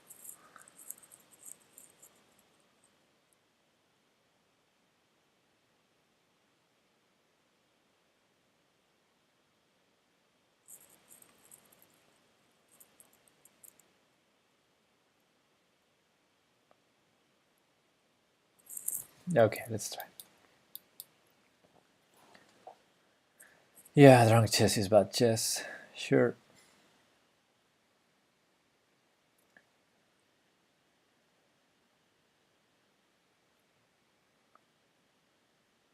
I worked hard for that night. Yeah.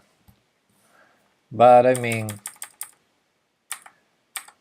if I see the threat here and I play just, I don't know, queen c6, it was totally playable position. I think it should be around equal. But g4 was too risky. I think black should have something for that g4 move. Now, of course, I'm losing, but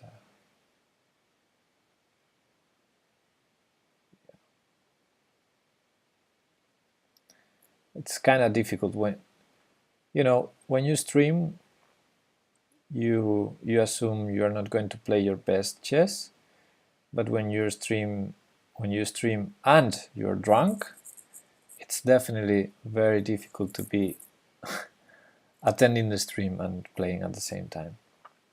It's hard to focus. So let's go here.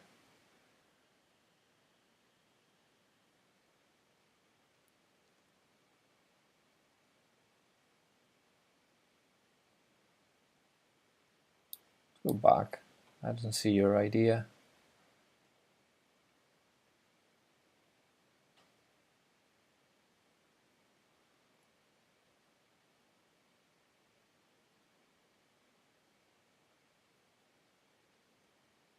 I need a nothing move. I need a move that does nothing, but I don't have one.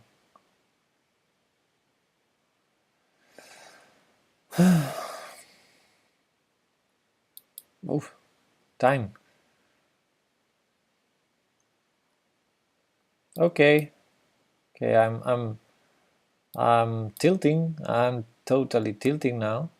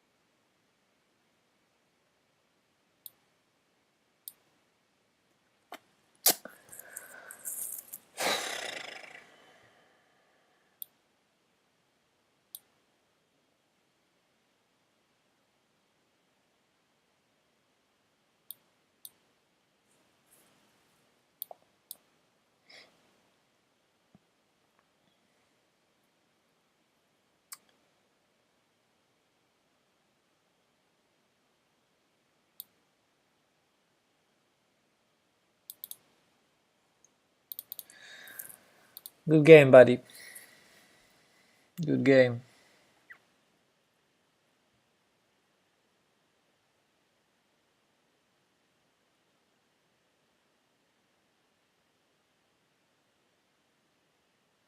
You had a chance to take on c4? What do you mean?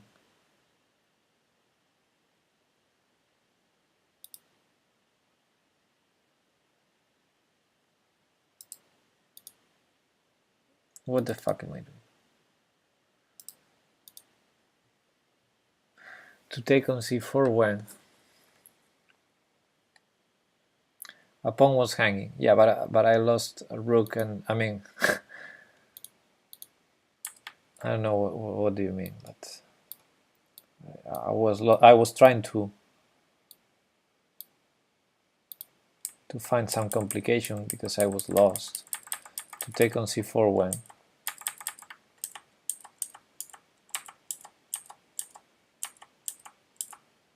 When do you say? Here, taking on c5? You mean here? That's a self-pin. I would be ping. He will win a piece. I cannot take. If I take with the bishop, he trades first and then pins my knight. And if I take with the knight, he's already pinning, so he... No, that's a pin. I have the queen behind. I cannot take there without losing a piece, I think. Not sure, didn't calculate the details, but it feels like I'm losing the piece if I take there.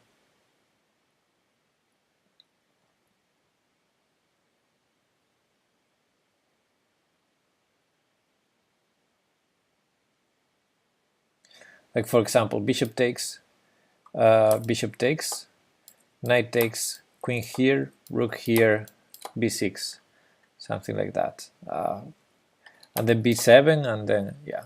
At some point I have to take the pawn, and he's gonna take my piece. And even the ping is so strong that he doesn't need to go b6, b7, he can just go and double the rook. I mean, he has all the time in the world because I have no checks and I'm pinned. No. That's, I'm losing a piece there. I'm very sure I'm losing a piece if I take that pawn. But anyway, I'm losing in like 50 different ways here, so it doesn't matter.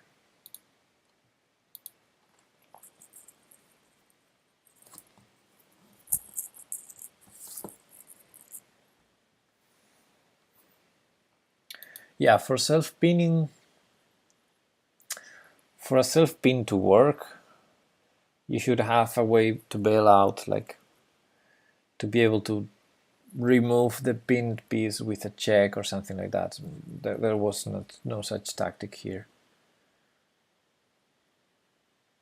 The alternative is just bad. Well, I kept stakes. I don't know. Everything was bad. What you say is bad. What I did is bad. No problem.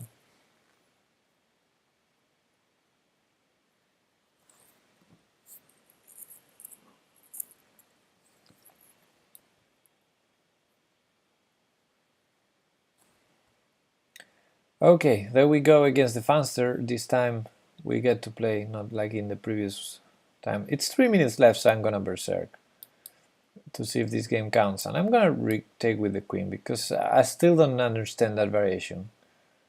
I think what Terrible Joe did here, it's probably not the best. And queen h4, I'm not sure. I think queen h4, queen f4 might be an idea of king e3. Those were my other ideas. Queen c4, also interesting. Okay, I played this against Terrible Joe. So I'm repeating the line to see if I can learn something. And I think he played knight c7 here, and then castles, bishop g7, bishop h6 was our game. But I think knight b6 makes more sense than knight c7. Yes, and I probably don't want to give that bishop up, so... Now he's threatening this pawn, apparently, but I guess I can do this. And if he wants to take the pawn, he's gonna have some issues. Well, first losing the bishop, and secondly unable to castle, and yeah, I don't think he can grab the pawn. it's too greedy to take on e5.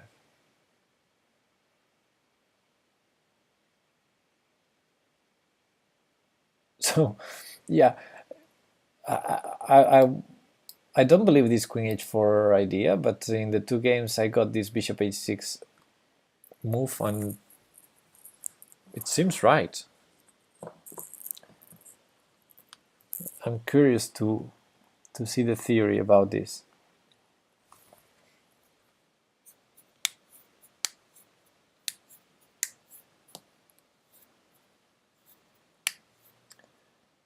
My opponent is thinking maybe because it's out of book, or maybe because he just wants to use his time to let this game not count for the tournament.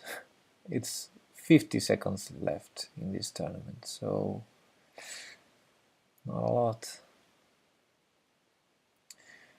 I have bishop f7 sacrifices ideas. Oh.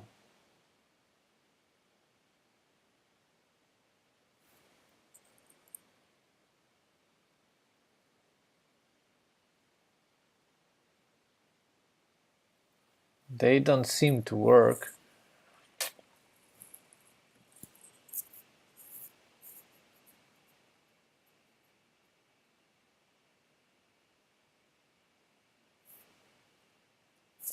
Shit.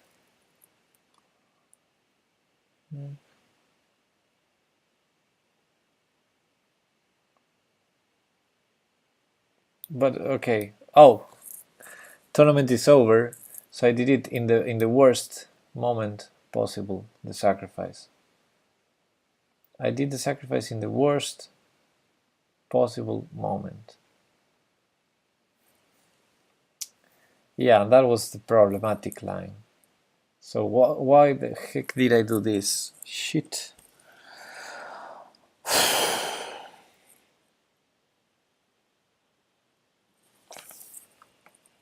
Okay. Okay, let's try to make something out of it.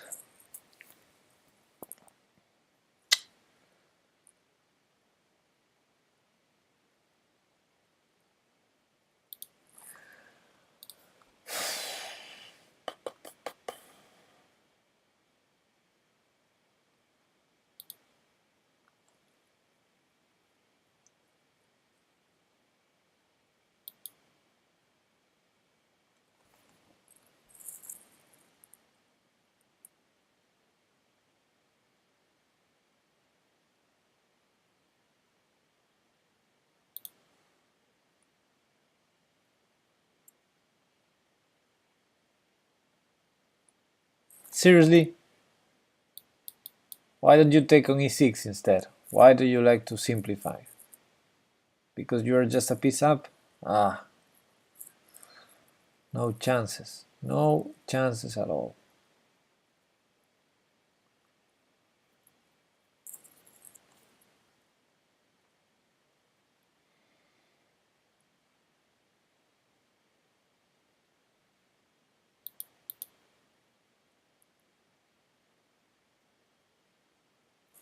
Oh man.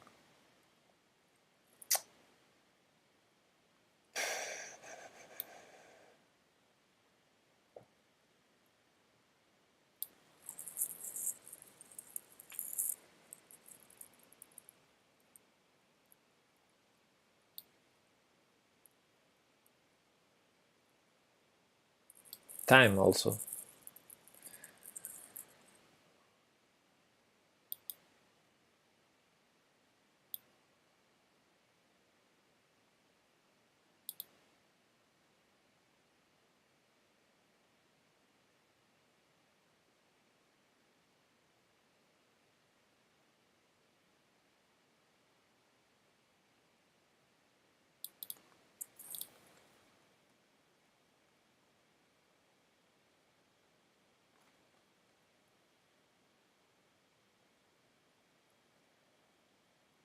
Come on. Make a move. Oh, didn't expect that move.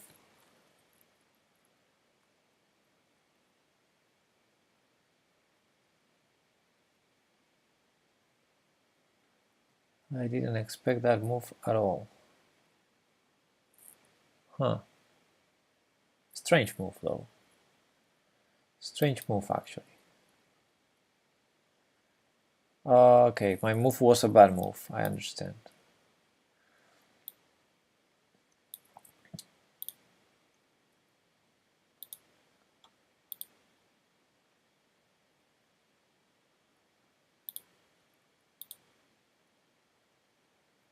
Okay, it's 2 pawns for the piece.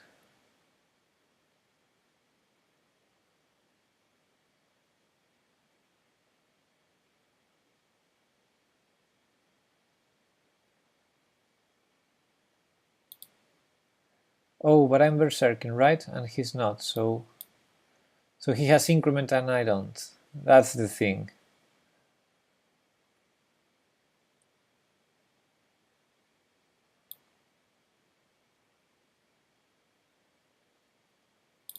Oh shit! The fucking pre-move. Ah.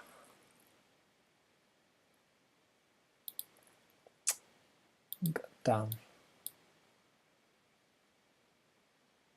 Okay.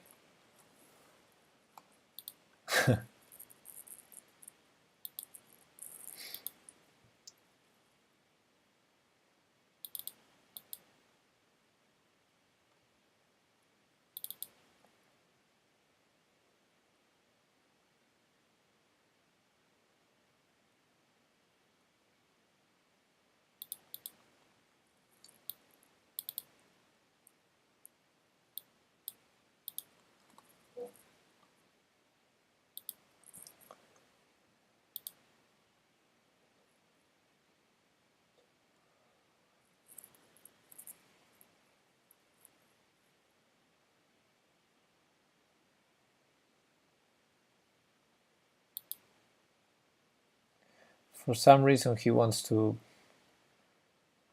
waste his time also.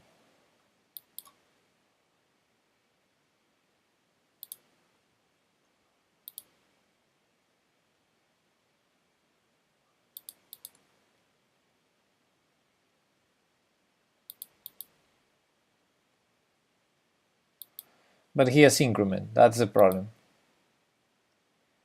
He has increment and I don't, so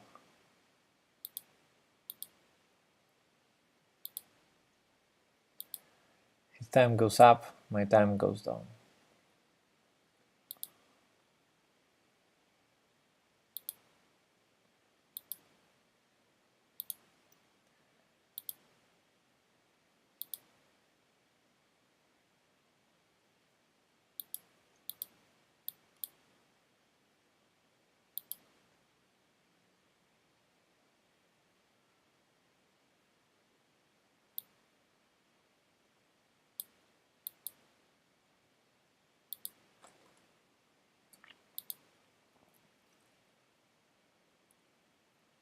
Okay, checkmate in 2, and he does it. GG the Fangster. Okay guys, congratulations to Terrible Joe for winning the tournament with a performance of 2315. Wow, that's amazing. How did you do that performance? You defeated El Puto Amo, and you defeated me twice, and I still had some rating. So, good one. And congratulations also to El Puto Amo being in second place. And okay guys, stream is over. Thank you all of you for the games. Thank you for sharing this time with me. Sorry about my terrible chess tonight. Yeah, I have no words. See you on Tuesday, I think. Bye bye.